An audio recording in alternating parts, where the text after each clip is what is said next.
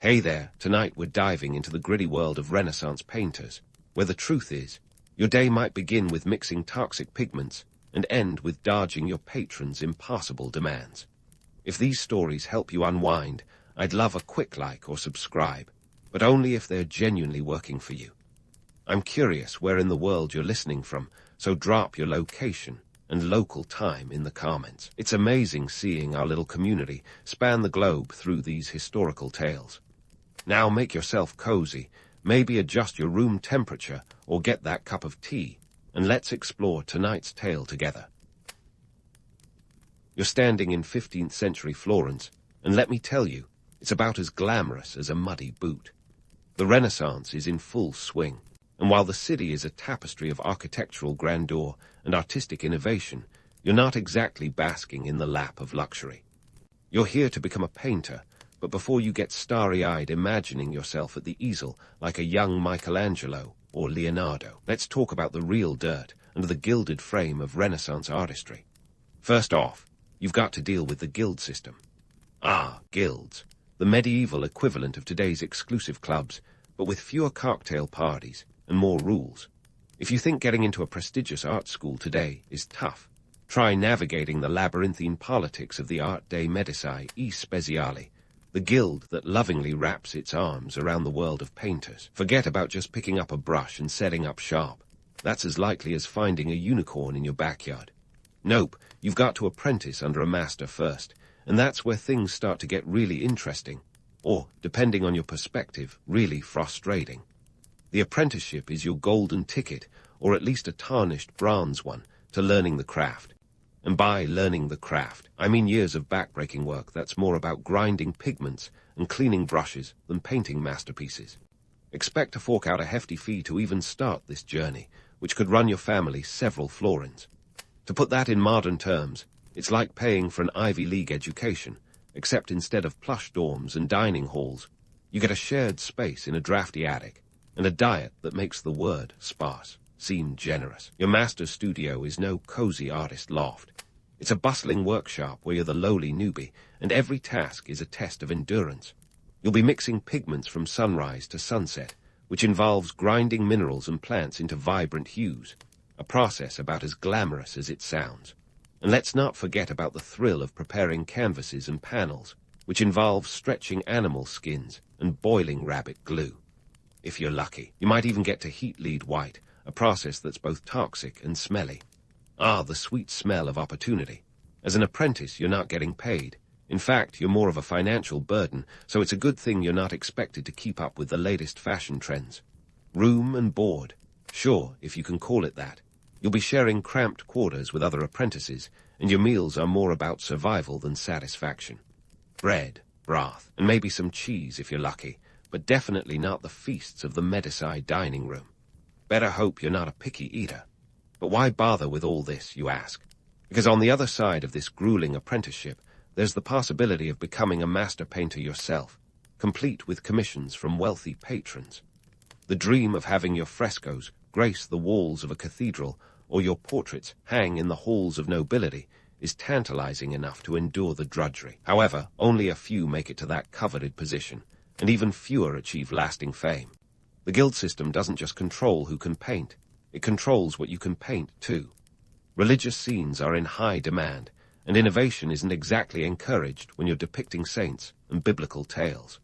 Sure, the Renaissance is all about rebirth and new ideas, but the path to artistic freedom is paved with tradition and the expectations of your patrons. Step out of line, and you might find yourself without work, which isn't a great place to be when your livelihood depends on commissions.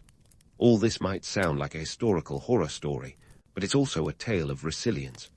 The Renaissance wasn't born in opulent palaces. It was carved out of the grit and determination of artists who weathered these realities.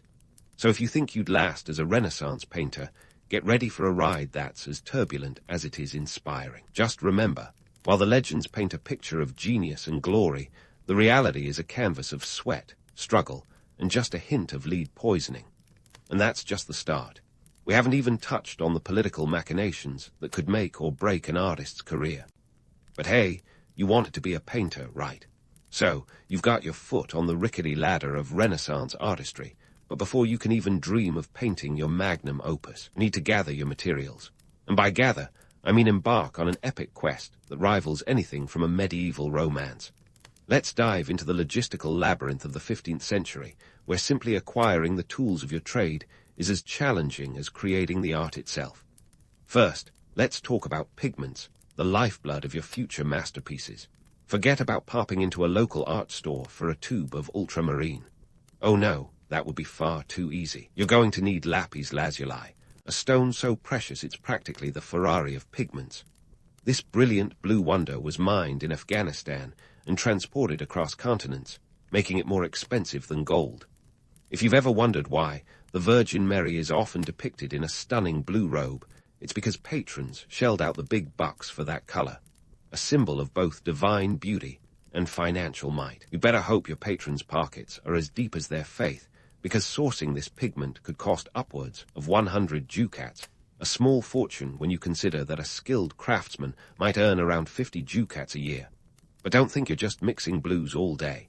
You'll need a kaleidoscope of colors, each with its own origin story as complicated as a Renaissance family tree. Want a fiery red? You'll need vermilion, made from cinnabar, which likely involves a hazardous trip to the mines of Almudena in Spain. Yellow ochre might be easier to get your hands on, but it still requires a keen eye and some serious bartering skills. And let's not forget about green earth from Verona or the earthy tones of Sienna, sourced from the soil of Tuscany itself. Now, assuming you've managed to procure these pigments, it's time to transform them into usable paints. This is where your apprenticeship pays off, or at least, that's the theory. You'll be grinding these minerals with a mortar and pestle, a process that could easily be mistaken for a CrossFit workout. Once you've got a fine powder, you'll mix it with a binding agent like egg yolk for tempera paints or linseed oil for the burgeoning technique of oil painting. And don't even get me started on the fumes. It's as if toxic was the new black in Renaissance workshops. Let's take a moment to appreciate the irony here. The very materials that bring art to life are also a health hazard. Lead, mercury, arsenic. Your daily palette is a veritable who's who of poisonous substances. It's a wonder any of these artists lived long enough to complete their works. The risk of lead poisoning was as much a part of the job as the paintbrush itself, turning every painting session into a potential brush with death, who knew that the price of immortality was a slow decline into madness. Once your pigments are mixed, there's still the matter of canvases and panels. If you think modern art supplies are pricey, try buying a piece of linen large enough to paint a grand fresco. The cost of materials alone could make or break your career before it even begins. A high-quality canvas. That's going to require finely woven linen imported from Flanders. Panels. You'll need seasoned poplar wood, which, if you're lucky, might be sourced locally, but still doesn't come cheap. These materials could set you back several florins, and that's before you even put brush to surface. And let's not forget the art of negotiation. Renaissance merchants were as shrewd as they come, and haggling was an art form in itself. Picture yourself in a bustling Florentine market, surrounded by the cacophony of shouting vendors and the aroma of exotic spices. You're not just buying goods, you're engaging in a battle of wits, where charisma and cunning are as valuable as coin. Run out of supplies. Better hope your negotiating skills are sharper than your carving tools, or you'll find yourself in a bind that no amount of artistic genius can solve. But what happens when the well runs dry? Literally. The Renaissance economy was as volatile as a teenage romance, subject to the whims of politics and trade.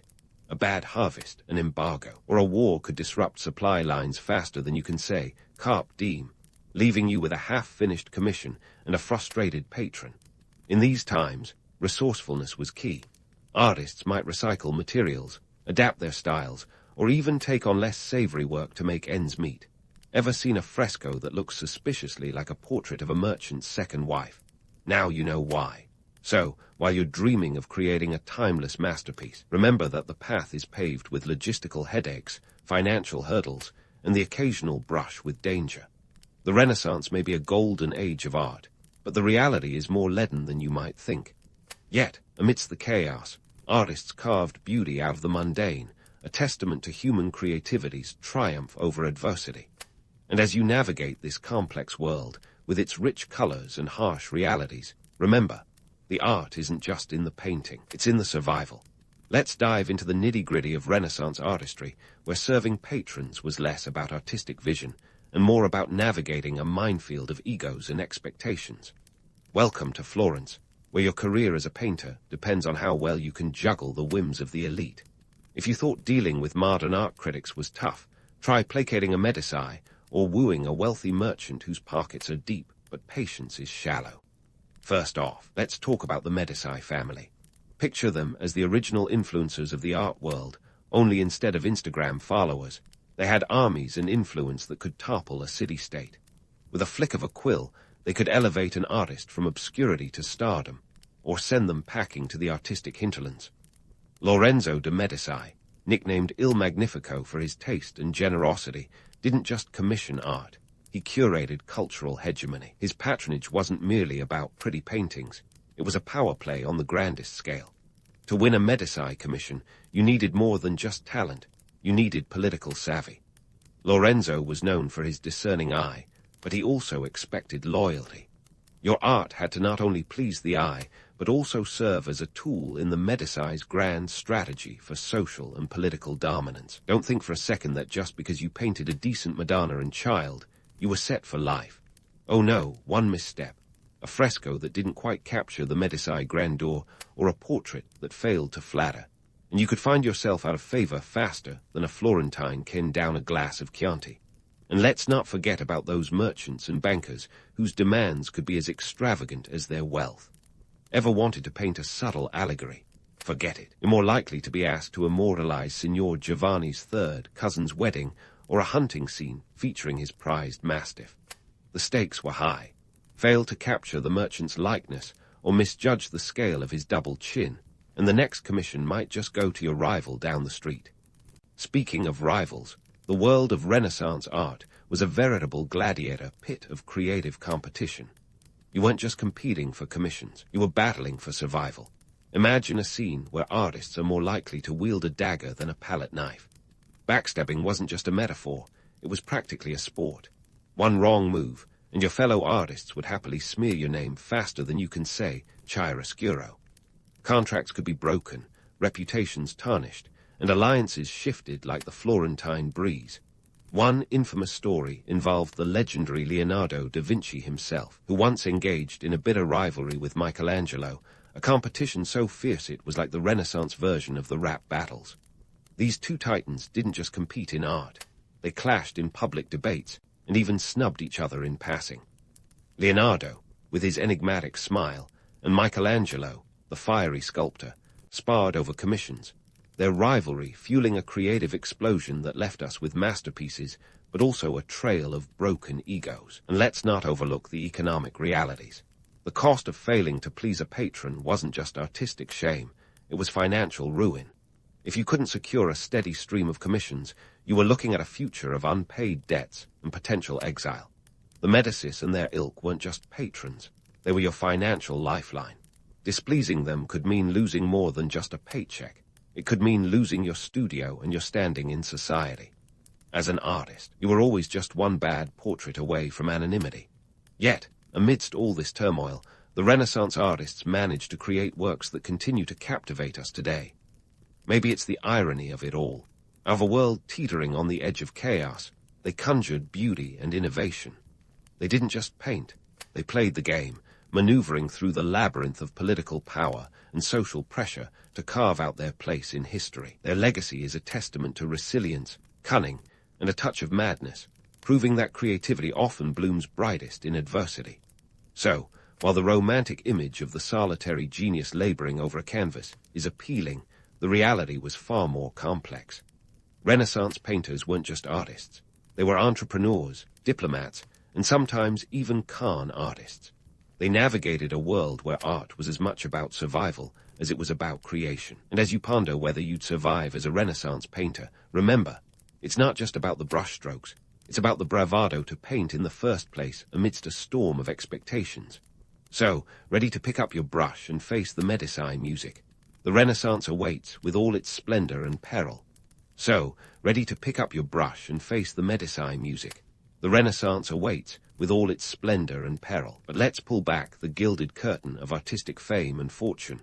Because while the legends of Michelangelo and Da Vinci shine brightly, most painters of the time were more likely to find themselves grappling with the gritty reality of a teetering bank balance and a hungry household. First, let's tackle that romanticized image of the starving artist. Sure, it has a certain bohemian appeal today, but in the 15th century it was less about romantic suffering and more about dodging creditors. The idea of the starving artist wasn't just a trope, it was often a bleak reality. Unlike today's art market, where a single piece can fetch millions, Renaissance painters relied heavily on commissions. No commissions meant no income, and no income meant your next meal might just be a dream. Take Sandro Botticelli, for example. Even with works like The Birth of Venus under his belt, Botticelli wasn't exactly swimming in ducats. After the death of his patron Lorenzo de Medici, he faced financial ruin, illustrating just how precarious an artist's life could be. In an era where patronage was your lifeline, losing a patron could be as catastrophic as a stock market crash. And let's not overlook the societal pressures. Being a full-time painter wasn't just about mastering your craft. It was about navigating a minefield of expectations. Society wasn't exactly rolling out the red carpet for artists. Painters were seen as craftsmen, not intellectuals, and they often ranked low on the social totem pole. Even with talents spilling from their fingertips, most artists never saw their names etched into the annals of history. Instead, they labored under the shadow of their patrons, their work signed not with their own names, but with the crest of the family that funded them. Now, about that tricky balancing act of family life. Imagine trying to support a family on an income that was as unpredictable as the Florentine weather. Many artists had to juggle their passion for painting with the harsh reality providing for their kin. The income from a single commission might need to stretch across months or even years, during which time an artist had to keep his household afloat.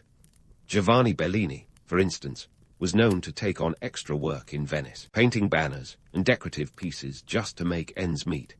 And if you thought modern work-life balance was a struggle, try managing a workshop full of apprentices while still finding time to create.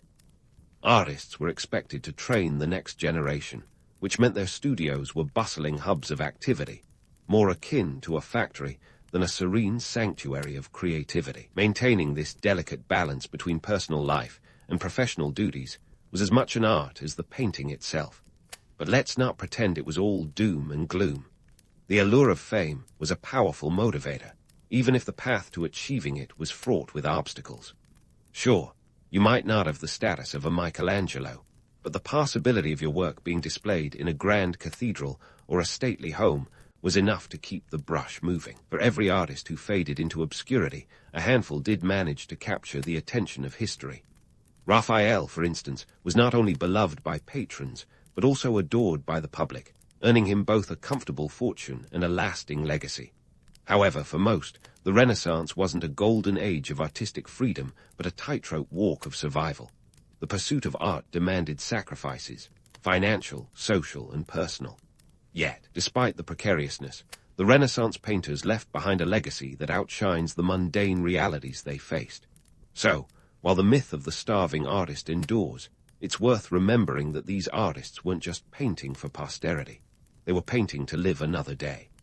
As we unravel the layers of Renaissance artistry, it becomes clear that the path to greatness was rarely straightforward.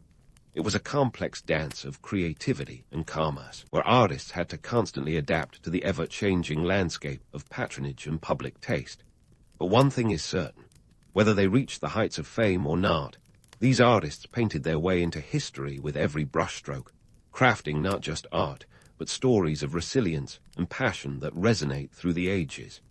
And with that, let's keep the easel set up for what comes next, because the Renaissance still has a few surprises up its sleeve. From the shifting tides of political favor to the ever-looming specter of the Black Plague, there's more to explore in our vivid journey.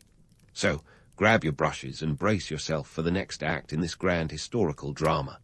The canvas is far from complete, and the Renaissance's vibrant tapestry is still unfolding. The Renaissance, a dazzling era of rebirth and cultural explosion, tends to be wrapped in the romantic glow of artistic genius and opulent patronage. But let's peel back the layers of gilded myth and examine the rough canvas beneath. We've journeyed through the trials and tribulations of Renaissance painters, the economic hurdles, the social hierarchies, and the mercurial whims of patrons. Now, let's tie it all together by questioning why these artists endured such hardships and how their perseverance shaped the artistic landscape we admire today. First, let's debunk the notion that Renaissance painters were all tortured geniuses solely driven by the pure pursuit of beauty.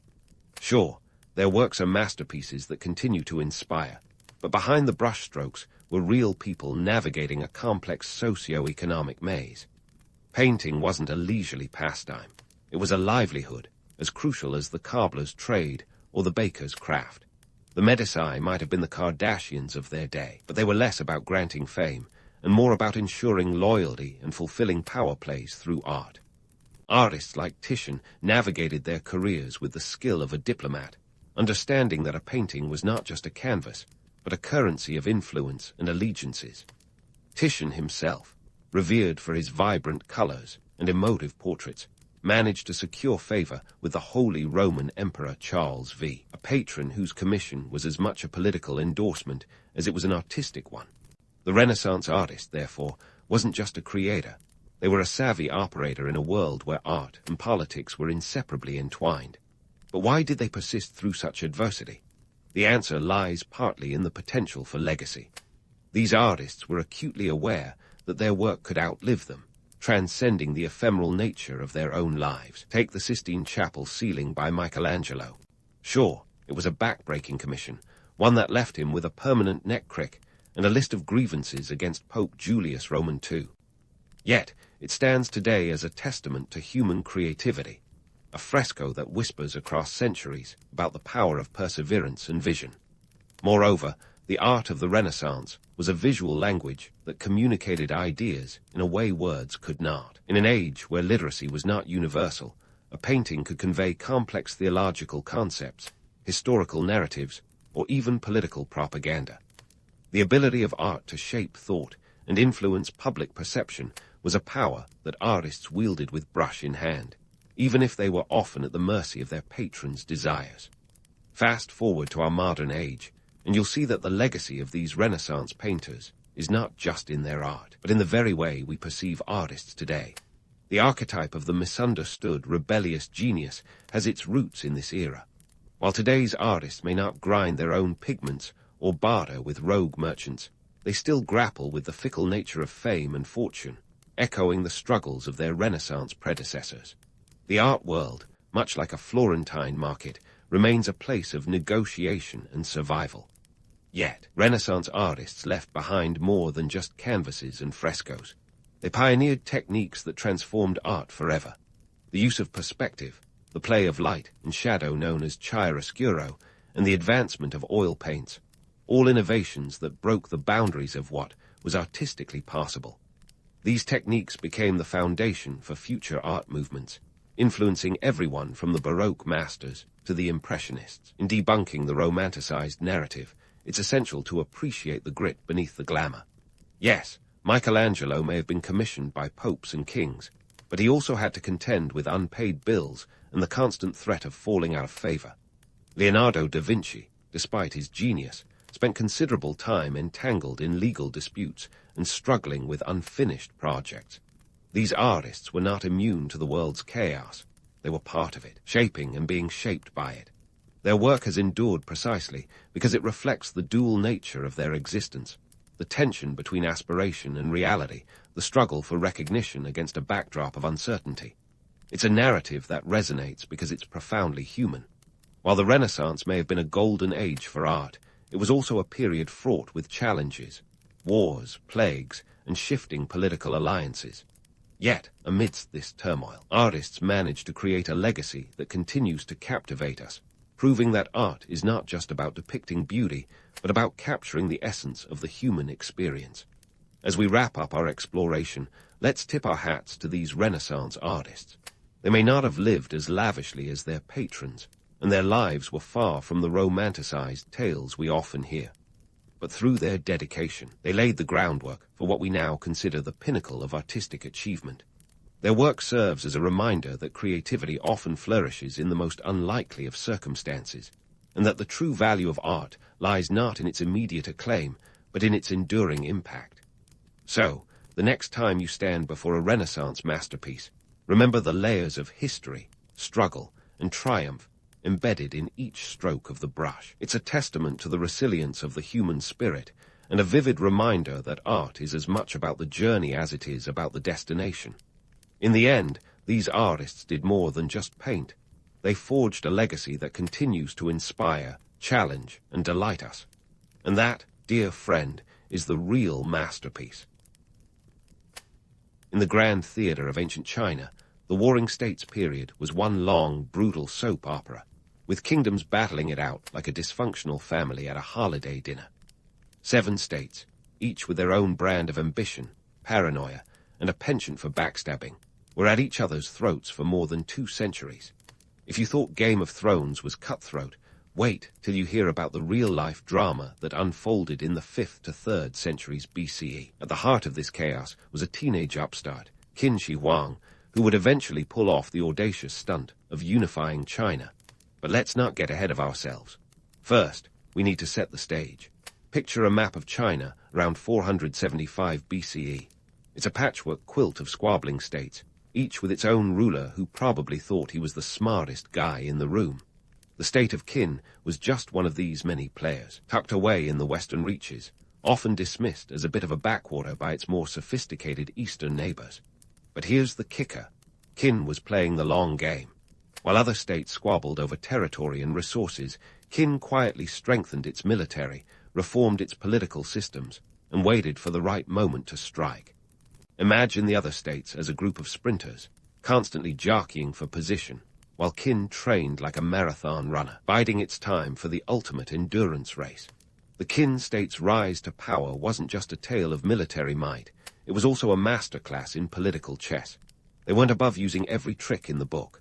Alliances were forged and broken with the ease of a soap opera romance. 1 minute, you're best friends. The next, you're stabbing each other in the back, literally. The Qin state, under the leadership of Duke Xiao and his shrewd advisor Shang Yang, embarked on a series of radical reforms. These included land redistribution to weaken the power of the nobility and military conscription that turned peasants into soldiers. Shang Yang's legalist reforms were as popular as a root canal without anesthesia, yet they laid the groundwork for Qin's eventual dominance. Now, let's talk about the man at the center of it all, Qin Shi Huang. Born as Ying Zheng in 259 BCE, he was the son of King Zhuangxiang of Qin and Lady Zhao, a concubine from the Zhao state. Cue the dramatic irony. The child of a political hostage, born in enemy territory, would grow up to conquer them all. Talk about a plot twist. Young Ying Zheng had a childhood that could rival any reality TV drama. When his father died in 246 BCE, Ying Zheng found himself king at the tender age of 13. Most teenagers are just trying to survive high school, but this guy was handed the reins of a kingdom. No pressure, right? Ying Zheng's ascent was anything but smooth. As a young ruler, he was surrounded by seasoned warlords and ambitious ministers, each with their own agendas. If palace intrigue were an Olympic sport, the Qin court would have been a gold medal contender. But here's the kicker. Ying Zheng wasn't just a puppet on the throne. He was a strategic thinker and a risk-taker, qualities that would serve him well in the years to come. Under his leadership, Qin's military campaigns became increasingly aggressive, systematically picking off rival states like a pro gamer eliminating opponents in a battle royale. The young king wasn't just about brute force.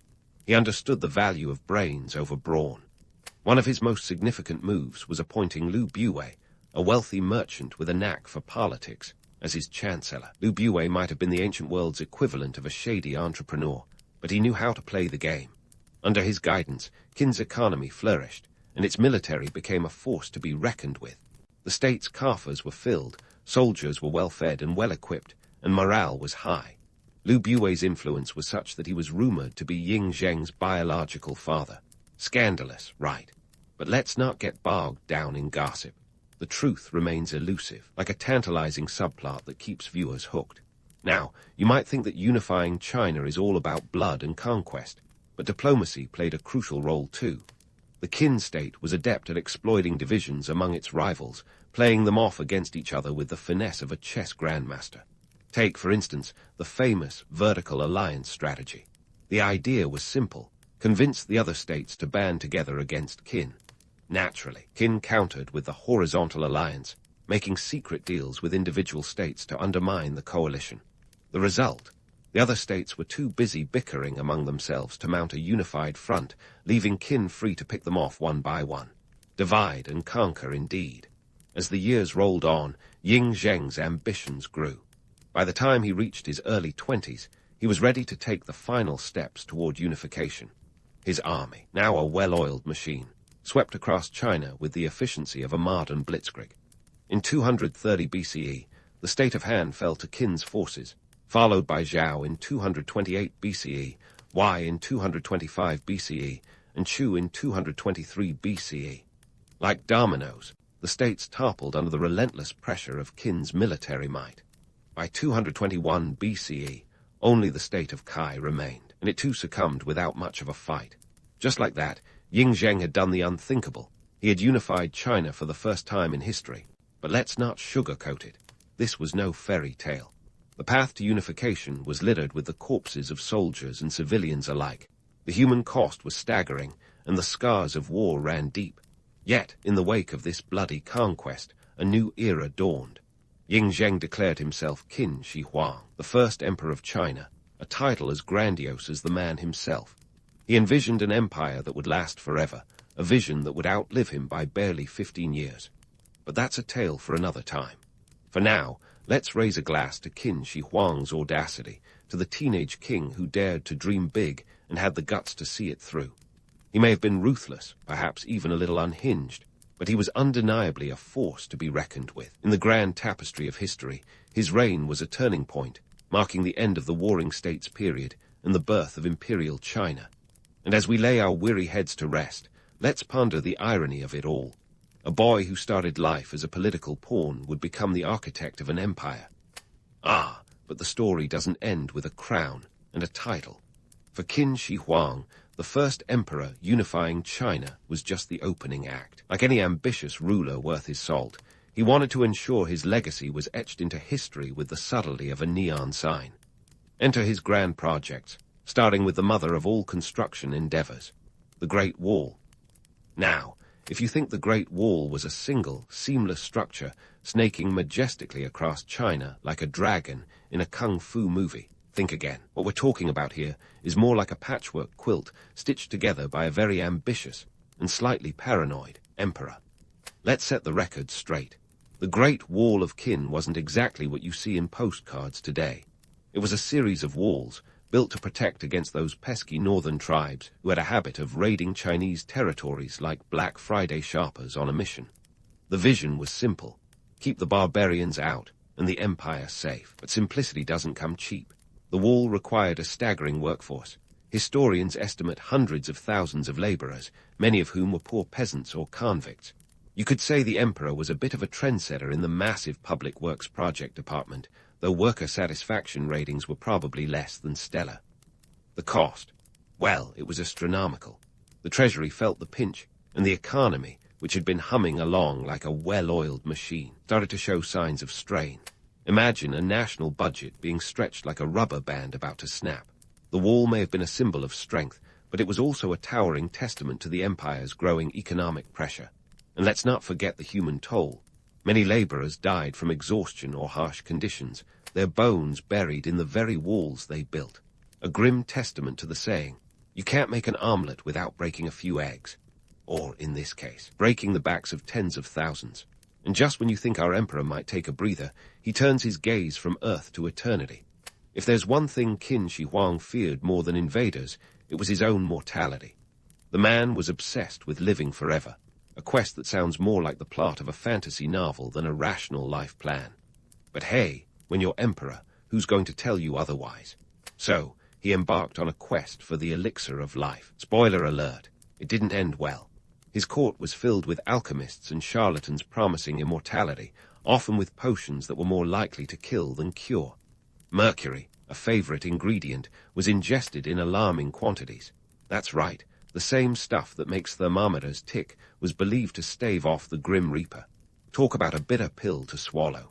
But don't let the absurdity overshadow the genuine impact of his quest. Resources were diverted, and the empire's coffers took another hit. The economy, already stretched by the Great Wall, now had to accommodate the emperor's death-defying desires. Yet this wasn't just about one man's vanity. It was also about stabilizing the empire. In Qin Shi Huang's mind, his eternal life meant eternal stability for China. If he could live forever, so could the empire. But reality has a way of shaking even the grandest illusions. As the emperor's paranoia grew, so did the empire's instability. After all, it's hard to run a government effectively when you're more concerned about mythical assassins than real-world governance. Meanwhile, construction projects kept rolling. When the emperor wasn't busy searching for immortality, he was planning his earthly legacy, his tomb. And what a tomb it was! The mausoleum of Qin Shi Huang is a marvel of ancient engineering, complete with an army of life-sized terracotta warriors to guard him in the afterlife. This wasn't just a burial site. It was a subterranean kingdom. Think of it as the ultimate man cave, if your idea of a man cave includes thousands of ceramic soldiers. The manpower required was monumental, and like the Great Wall, it came at a staggering human and financial cost. Yet, the emperor's vision was unwavering. He was determined to carry his empire into the next world, even if he had to bankrupt this one to do it. All this grandeur, these colossal undertakings, are a testament to Qin Shi Huang's ambition, and let's be honest, his delusions. But beneath the veneer of glory lay an empire teetering on the edge. The economic strain was real, and the emperor's increasing paranoia only exacerbated the problems. As he became more isolated, surrounded by yes-men and sycophants, his grip on reality slipped. The irony. His quest for immortality and eternal rule may have hastened the decline of his empire. For all his might and vision, Qin Shi Huang's reign is a poignant reminder that even the greatest rulers are subject to the same vulnerabilities as everyone else. So, there you have it.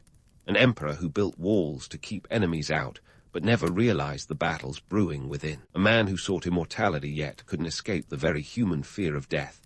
In the end, Qin Shi Huang's story is one of grandeur and folly, ambition and paranoia. As we delve deeper into his reign, we'll uncover more about the legacy he left behind, the cracks in the empire he built, and the lessons history teaches us about power, ambition, and the eternal quest for immortality. Stay tuned, because the tale of China's first emperor is far from over, and so the tale of Qin Shi Huang continues, moving from grand architectural wonders to a realm where power was maintained not just by bricks and mortar, but by the iron fist of legalism. If you thought the emperor's obsession with immortality was intense, his dedication to control would make a modern dictator blush. Here we go. The emperor's approach to governance was akin to wielding a jackhammer in a china shop, efficient but not exactly subtle. Legalism, the philosophy that underpinned Qin Shi Huang's rule, could be summed up in two words: order and control. Its proponents, like the influential Shang Yang before him, believed that strict laws and harsh punishments were the only way to maintain a stable society. Forget about Confucian ideals of benevolence or Taoist harmony with nature. Legalism was more about a swift kick in the pants to keep everyone in line. And Qin Shi Huang was all in, adopting these principles like a kid in a candy store. Let's talk laws, because Qin Shi Huang had plenty. The emperor's legal code was as detailed as a tax return and twice as punitive. Minor offenses, they could land you in a labor camp. Major ones, well, let's just say the executioner's axe was kept busy. But it wasn't just about punishment. The emperor standardized laws across his newly unified empire, ensuring that every corner of China was subject to the same rules.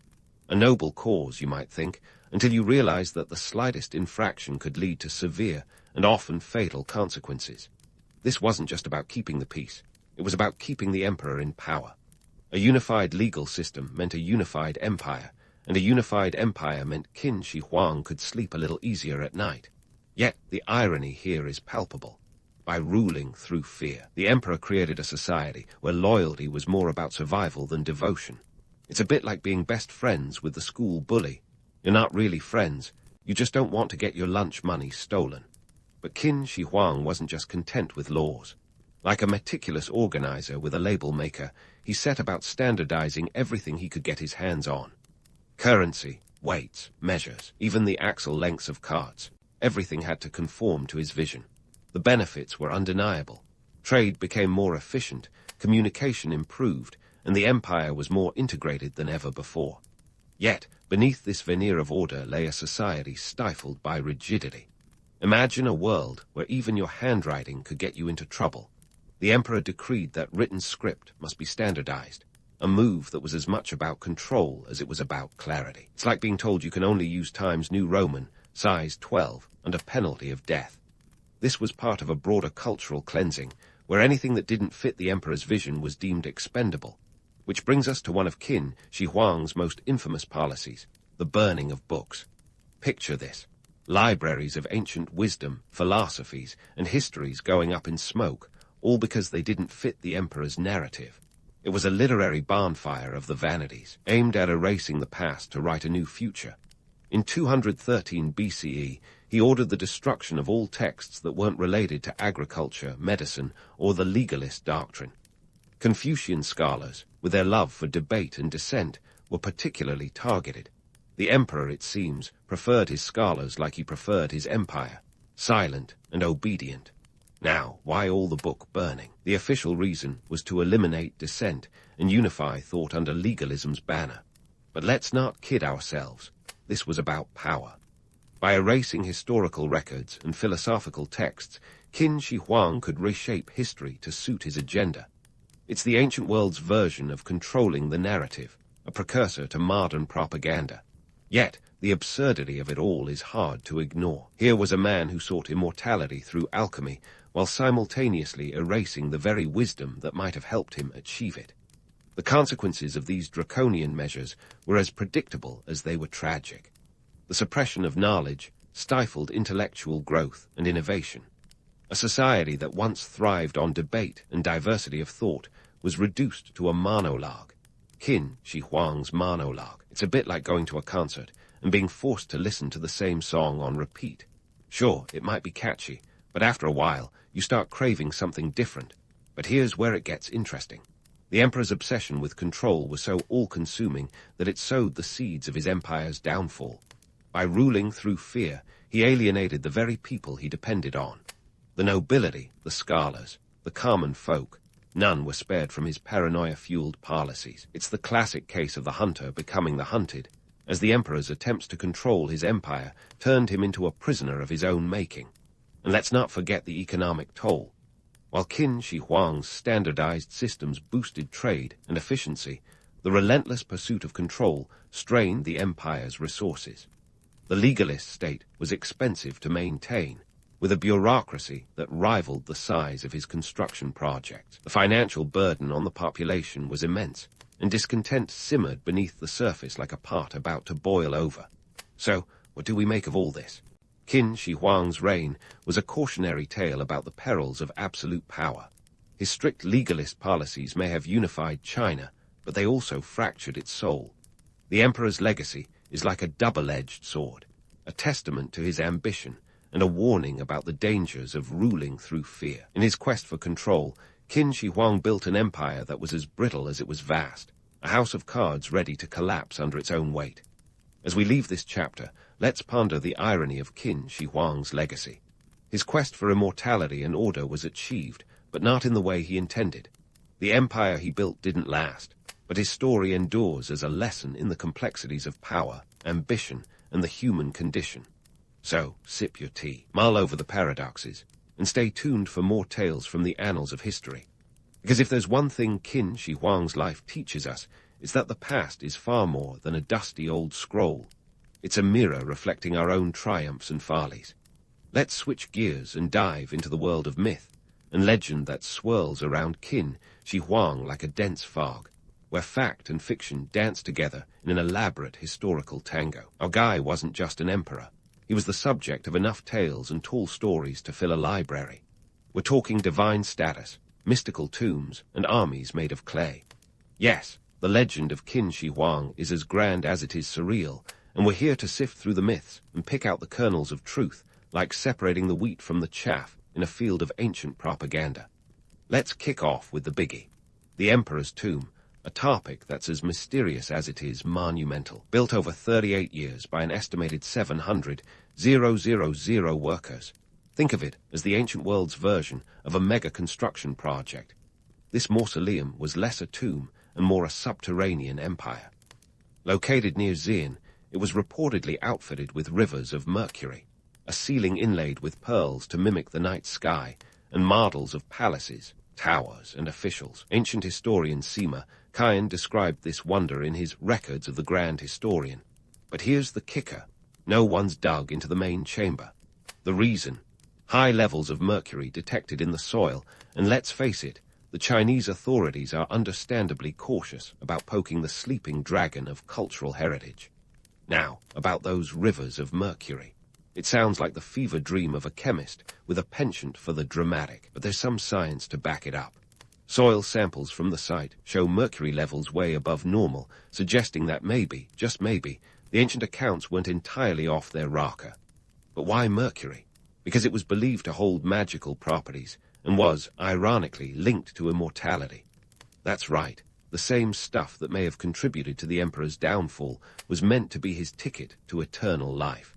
Talk about irony in action. And then there's the famous terracotta army, discovered by some farmers in 1974 who were probably just hoping to dig a well, and instead unearthed thousands of life-sized clay soldiers. These figures, over 8,000 strong, were crafted with meticulous detail, each face unique, as if the sculptors decided to give each warrior a personality. This was no small feat. It was a logistical nightmare that showcased the Emperor's ability to mobilize resources on a massive scale. But why go through all the trouble? It was believed these warriors would protect Qin Shi Huang in the afterlife, a ceramic insurance policy against spiritual threats. Just imagine having a standing army ready to defend you in the great beyond. Who needs guardian angels when you've got a battalion of baked earth? Yet, here's where the reality check comes in. The sheer manpower and resources diverted to these grandiose projects came at a high cost, literally and figuratively. The economy felt the strain as laborers were conscripted, leaving fields untended and families struggling to make ends meet. The Emperor's ambition may have been monumental, but the toll on the living was equally staggering. It's a reminder that while legends can be captivating, they often gloss over the gritty realities of empire building. The legends don't stop at masonry and mercury. Qin Shi Huang's quest for immortality is the stuff of ancient tabloid fodder. This guy was like a real-life Indiana Jones, minus the whip, but plus a serious penchant for elixirs. He sent expeditions far and wide, including one led by the alchemist Zhu Fu, who purportedly sailed off with thousands of young men and women in search of the fabled Pinglai Island, an ancient Shangri-La said to hold the secret to eternal life. Spoiler, they never came back. Whether they found paradise or just decided to skip town is still up for debate. But why the obsession with immortality? Well, it wasn't just about personal vanity. In the Emperor's mind, his eternal existence meant endless stability for his newly unified empire. Yet, the quest for everlasting life was a distraction that drained resources and attention from more pressing earthly matters. Qin Shi Huang was so focused on dodging death that he failed to foresee the cracks forming in his own administration. His belief in divine status and immortality might have kept him hopeful, but it also kept him blind to the growing discontent simmering among his people. As we peel back the layers of myth, it becomes clear that Qin Shi Huang's reign was a masterclass in the power of image and the pitfalls of hubris. The emperor wasn't just building walls and armies. He was crafting a narrative, one that portrayed him as more than a mere mortal. This myth-making served as a potent form of propaganda, reinforcing his authority and justifying his actions. After all, a ruler who could command the elements and conquer death was a ruler worth following, or so the story went. Yet, even as we marvel at the myths, it's crucial to remember the humanity behind the legend. Qin Shi Huang was a man driven by ambition, fear, and an insatiable quest for control. His story is a reminder that history is often written by those with the loudest voices and the grandest visions. But beneath the grandeur lies the same messy, complicated reality that has shaped human endeavors for millennia. It's a testament to the enduring power of myth and the very human desire to be remembered, to leave a mark that transcends time. So, as we ponder the Emperor's legacy, let's not get lost in the romantic allure of legends. Instead, let's appreciate the complex tapestry of history, where fact and fiction intertwine, forming a narrative as rich and varied as the terracotta soldiers standing guard over Qin Shi Huang's eternal rest. His reign, like his tomb, remains shrouded in mystery, a puzzle that invites us to keep digging, both literally and metaphorically. And as we continue this journey, one thing is certain. The tale of China's first emperor is far from its final chapter. Stay tuned, because the echoes of Qin Shi Huang's ambitions still reverberate, offering lessons and stories that transcend the ages. And so, the grand narrative of Qin Shi Huang's reign comes crashing down like one of his own overambitious construction projects. Just 2 years after the emperor's death in 210 BCE, the Qin dynasty, which had once seemed as impregnable as the Great Wall itself, began to unravel with the speed of a soap opera plot twist. You see, Qin Shi Huang's son, Qin Ershi, inherited the throne, a man as ill-prepared for leadership as a fish is for a desert marathon. He was thrust into the emperor's sizable shoes, but alas, he had the political acumen of a soggy dumpling. The new emperor was manipulated by Zhao Gao, a cunning eunuch who wielded influence like a master puppeteer. Zhao Gao was the kind of guy who could sell sand in the Sahara or persuade you that pigs could fly if you looked hard enough. He orchestrated a coup that saw Qin Shi become nothing more than a figurehead, a puppet dancing to Zhao Gao's sinister tunes. Under this chaotic leadership, or lack thereof, the empire's troubles snowballed. The heavy taxes and relentless labor demands that built Qin Shi Huang's legacy now became the empire's undoing. Discontent simmered in the provinces, like a pot ready to boil over. Rebellion erupted across the land. One of the most notable uprisings was led by Chen Sheng and Wu Guang in 209 BCE. These two men, mere peasants with nothing to lose and a whole empire to gain, started a revolt that spread faster than gossip at a royal court. Their rallying cry was simple yet powerful. The king of Qin is dead. Long live the people. It was a sentiment that resonated deeply with the oppressed masses. You can't keep squeezing the proverbial lemon without expecting a sour backlash, after all. As the rebellions gained momentum, the Qin military, once the mightiest force in the known world, found itself stretched thin, like trying to butter toast with a single pat. The centralized bureaucracy that Qin Shi Huang had painstakingly constructed began to crumble under its own weight. The emperor's obsession with control had created an inflexible system, one that couldn't adapt to the rapidly changing landscape of power. The irony is thick enough to cut with a knife. A dynasty that had thrived on its ability to adapt and conquer was now paralyzed by its own rigidity. In 207 BCE, a coalition of rebels led by Xiang Yu, a charismatic warlord with the flair of a rock star and the ruthlessness of a tiger, dealt the Qin forces a decisive blow at the Battle of Julu. The defeat was catastrophic, a nail in the coffin of a dynasty that had once seemed invincible. Xiang Yu was no ordinary warrior. He was a larger-than-life figure who wielded his sword with the grace of a dancer and the ferocity of a storm. His victory signaled the end of Qin Shi Huang's dream of an everlasting empire. So, what do we make of Qin Shi Huang's legacy? On one hand, his achievements were monumental. He unified China, standardized systems, and left behind architectural marvels that continue to captivate the world. He was the Steve Jobs of ancient China, a visionary who saw the potential for greatness where others saw only chaos. Yet, his reign is also a cautionary tale about the dangers of absolute power and the perils of ruling through fear. His obsession with control and immortality blinded him to the needs of his people, sowing the seeds of his empire's eventual collapse. Qin Shi Huang remains a figure of enduring fascination, a man whose life and legacy are as compelling as they are complex. He's a historical figure who attracts both admiration and criticism, a leader whose name is synonymous with both glory and tyranny. The myths and legends surrounding him serve as testament to the human desire for stories that transcend time, yet they also remind us of the harsh realities that lie beneath the surface. As we wrap up our exploration of Qin Shi Huang's reign, we can't help but marvel at the lessons history teaches us.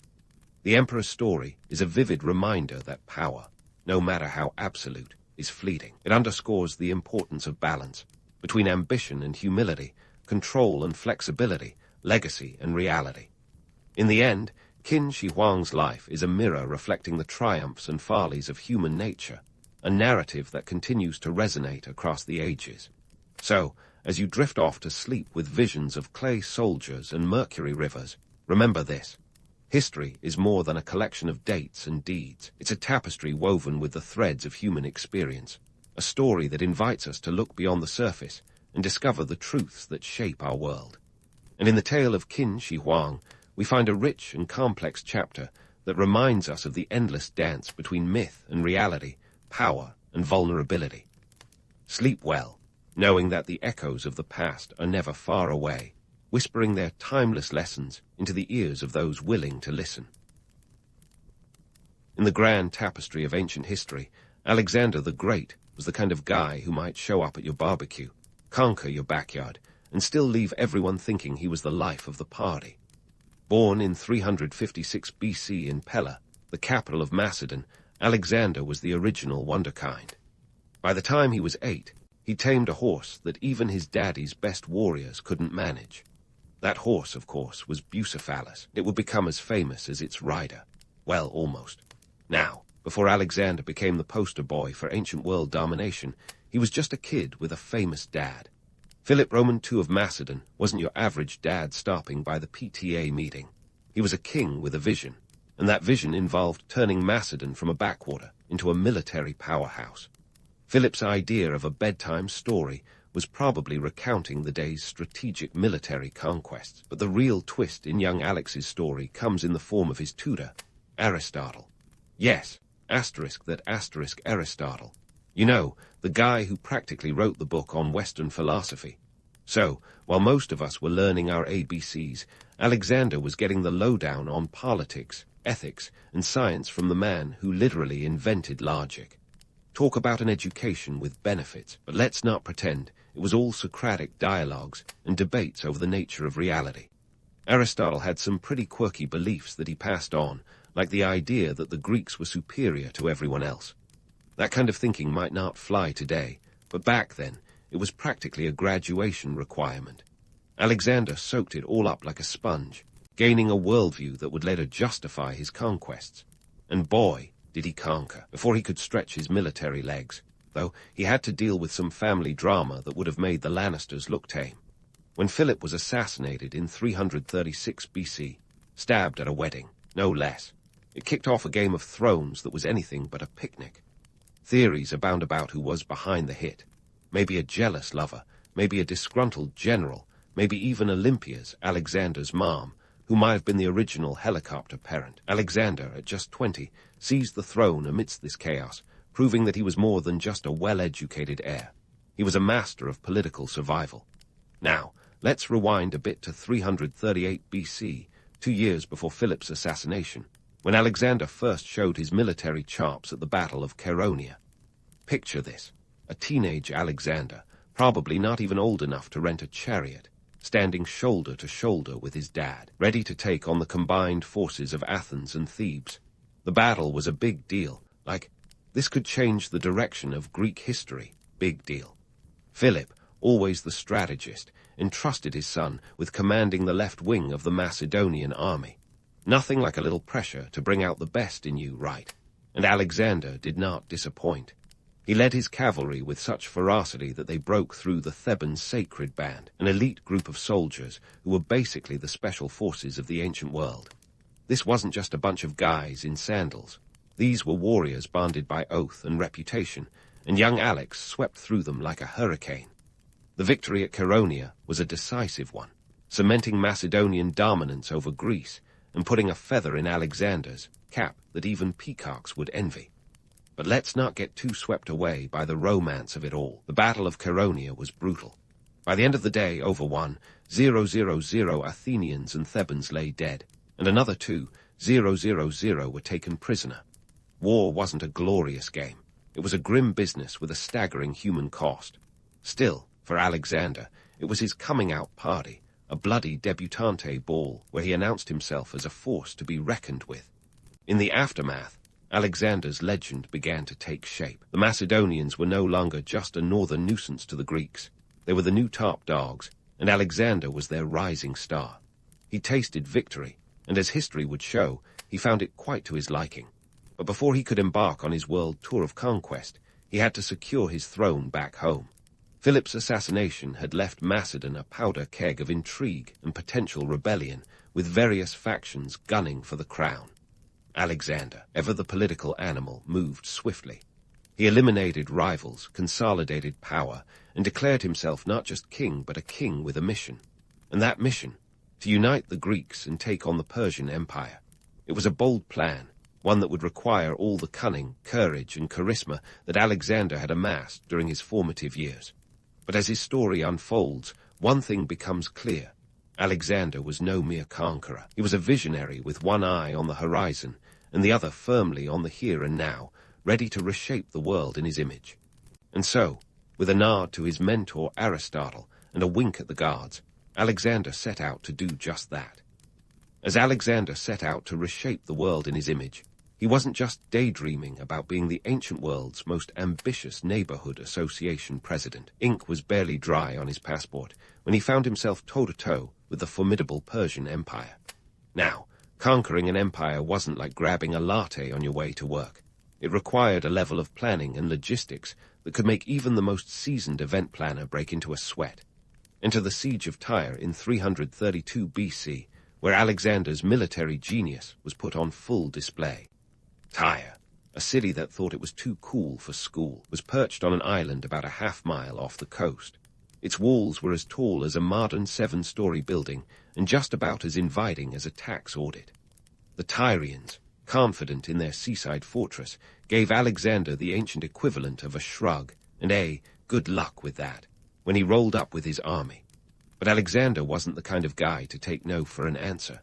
Instead of throwing a tantrum or resorting to brute force, he did what any strategic mastermind would do. He built a causeway. That's right, he ordered his men to construct a massive land bridge, called a mole, using debris and rubble from the mainland. It was essentially the ancient version of a DIY project, except instead of assembling a bookcase, they were building a bridge to conquer a city.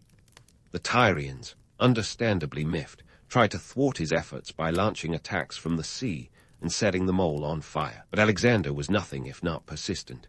After 7 months of this epic game of cat and mouse, he finally breached the city walls. Now, before we get swept away by the romance of a plucky underdog taking on a seemingly impossible task, let's sprinkle in some reality. The siege wasn't just a strategic triumph. It was a brutal affair with a staggering human cost. Once inside, Alexander's forces went on a rampage, slaughtering thousands of Tyrians and selling the survivors into slavery. The harsh truth is that the glory of conquest often came with a hefty price tag, paid in blood and tears. But Alexander didn't just rely on brute strength and clever engineering. He was a master of psychological warfare, using local customs to win over the hearts and minds of the conquered. As he moved across the Persian Empire, he adopted elements of Persian dress and customs, much to the chagrin of some of his Greek companions who probably thought he was going native. Yet this was no mere case of cultural appropriation for the sake of a good Instagram post. It was strategic assimilation. By blending in, Alexander positioned himself as a legitimate ruler rather than a foreign invader, a tactic that would serve him well in maintaining control over his sprawling empire. And speaking of sprawling, let's talk logistics. Moving an army across thousands of miles wasn't as simple as packing a suitcase and hitting the road. No, Alexander's campaigns were logistical nightmares that would make even the most seasoned supply chain managers reach for a stiff drink. Picture this, an army of 40,000 soldiers, along with thousands of support staff, horses, and pack animals, all needing food, water, and shelter. It was like running a small city on the move, with Alexander as the mayor, city planner, and chief logistics officer all rolled into one. The key to his success lay in meticulous planning and a keen understanding of the local economies he encountered. Alexander wasn't just a conqueror. He was a voracious learner, constantly gathering intelligence about the lands he intended to conquer. He was the kind of guy who would read the menu before even getting to the restaurant. By understanding the agricultural capacity of each region, he ensured that his army could be sustained by local resources whenever possible, reducing the burden on his supply lines. This wasn't just smart, it was essential for survival. Yet, Even with the best planning, there were times when his army scraped the bottom of the proverbial barrel. During the crossing of the Jedrosian Desert, an event that lies beyond our current spotlight, his forces faced extreme scarcity, underscoring the harsh realities of his ambitious endeavors. More of that desert drama later in the tale. For now, let's linger on this moment of triumph. The siege of Tyre wasn't just a military victory. It was a masterclass in determination, ingenuity, and persuasion. Alexander had shown that he wasn't just a conqueror with a sharp sword. He was a leader with a sharp mind. While the romance of his story is undeniable, the realities of his conquests remind us that greatness often comes with a shadow. As he moved forward, his eyes set on the vast expanse of the Persian Empire, one thing was clear. Alexander wasn't just playing the Game of Thrones. He was rewriting the rules, one siege at a time. And with each step, he was not only reshaping the world, but also the legacy he would leave behind. As Alexander stepped away from his triumph at Tyre, his gaze turned southward toward the land of the pharaohs, Egypt. Now, you'd think that after pulling off a stunt like the siege of Tyre, Alexander might take a breather. But no, this was the ancient world equivalent of a high-stakes road trip. And next on his itinerary was Egypt, a land rich in history, culture, and enough sand to make even the most dedicated beachgoer think twice. When Alexander rolled into Egypt in 332 BC, he was greeted not with spears and shields, but with open arms. The Persians, who were the ruling power at the time, had worn out their welcome with the local populace, and Alexander's arrival was seen as a liberation. It's like he showed up at a party where everyone was just waiting for the old DJ to leave. Alexander knew how to read the room, and he played his cards right, presenting himself as not just a conqueror but a savior.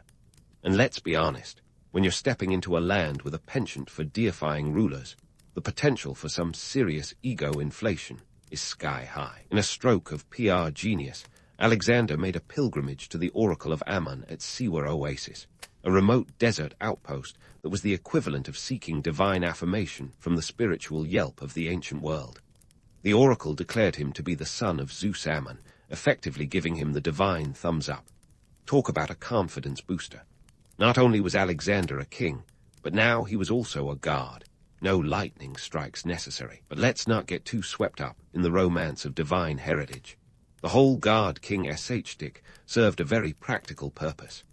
This divine endorsement was like getting verified on the ancient Twitter of power politics. It helped legitimize his rule over Egypt and ensured the loyalty of his new subjects. He wasn't just some foreign upstart. He was their pharaoh, and who would argue with someone endorsed by the gods themselves. While Alexander was busy assembling his celestial resume, he also had plans for a more tangible legacy.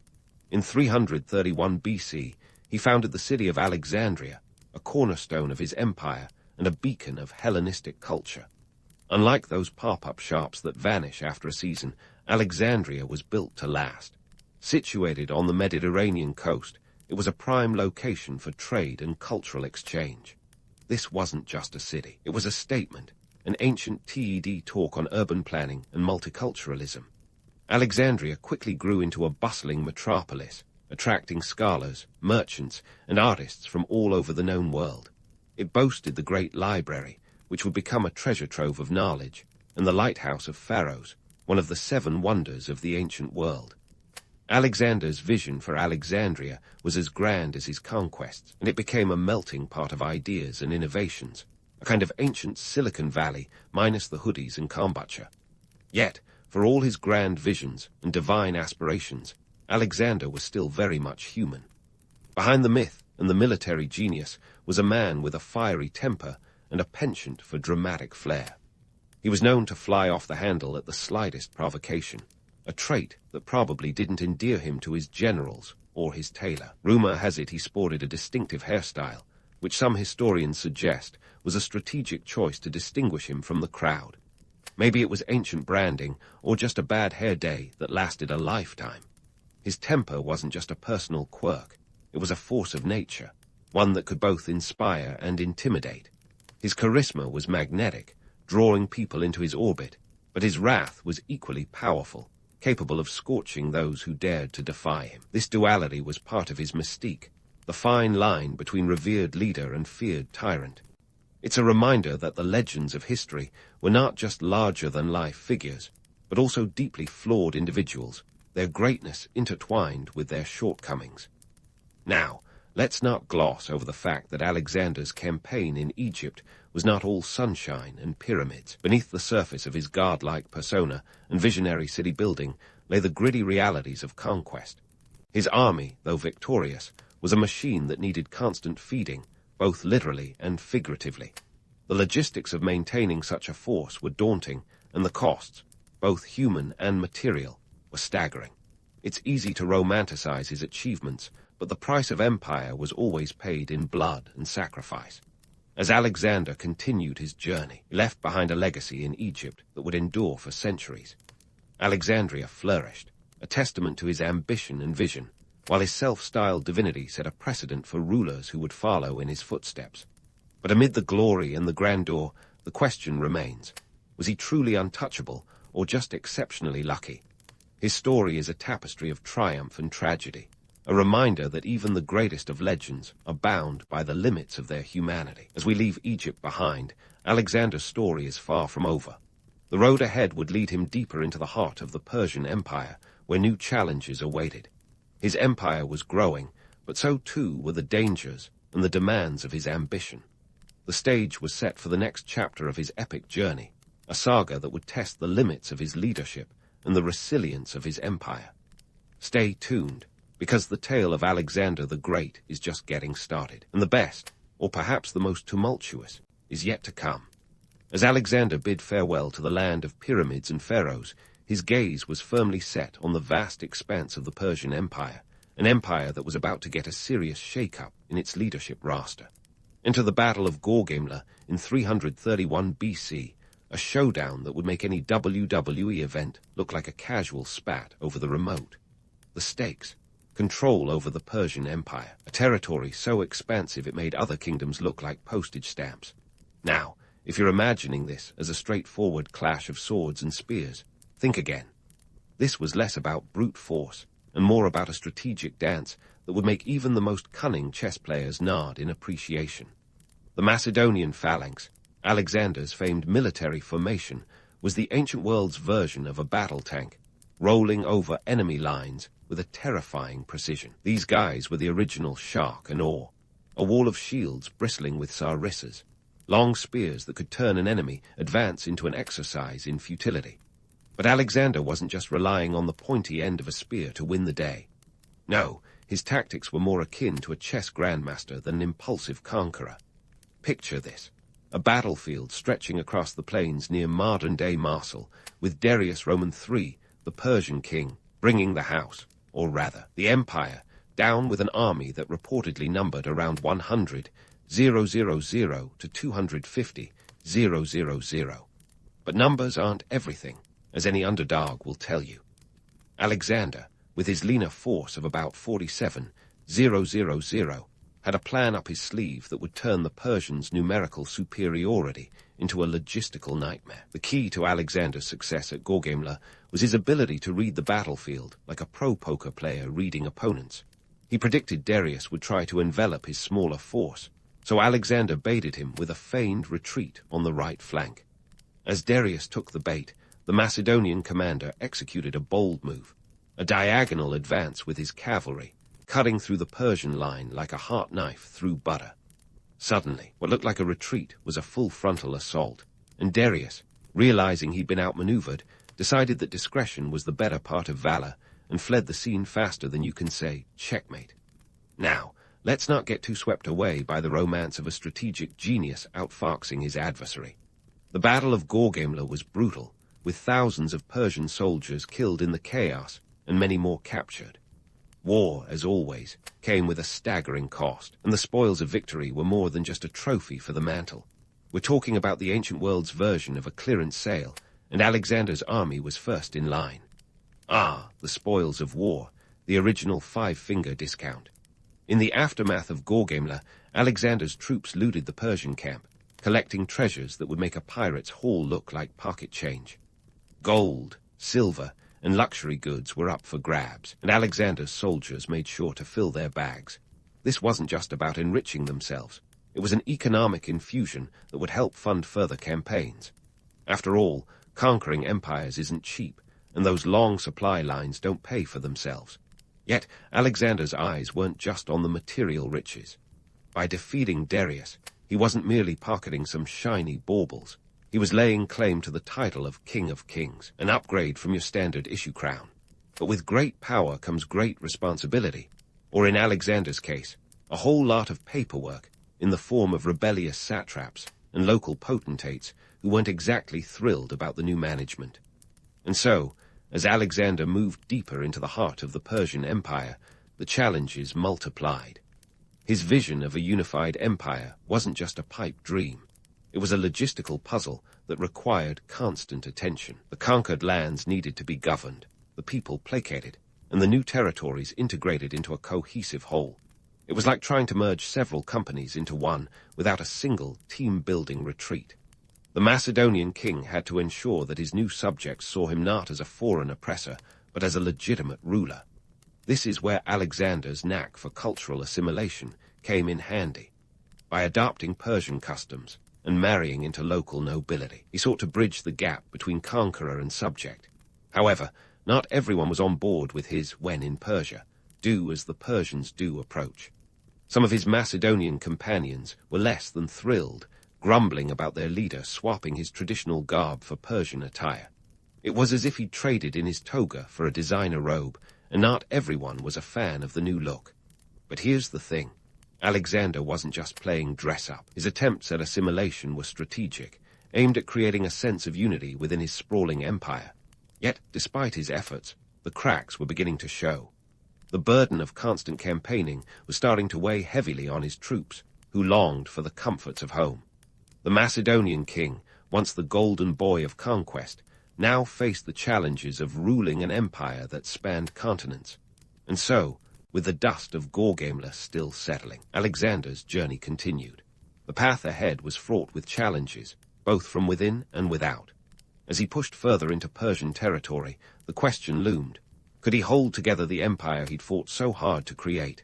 Or would the dream of a unified kingdom prove to be as ephemeral as the sands of the desert? With every step, Alexander was writing a story that would echo through the ages, a tale of ambition, strategy, and the eternal quest for power. The Battle of Gorgamla was just one chapter, a defining moment in a saga that was far from over. The road ahead was uncertain, but one thing was clear. Alexander wasn't just a conqueror.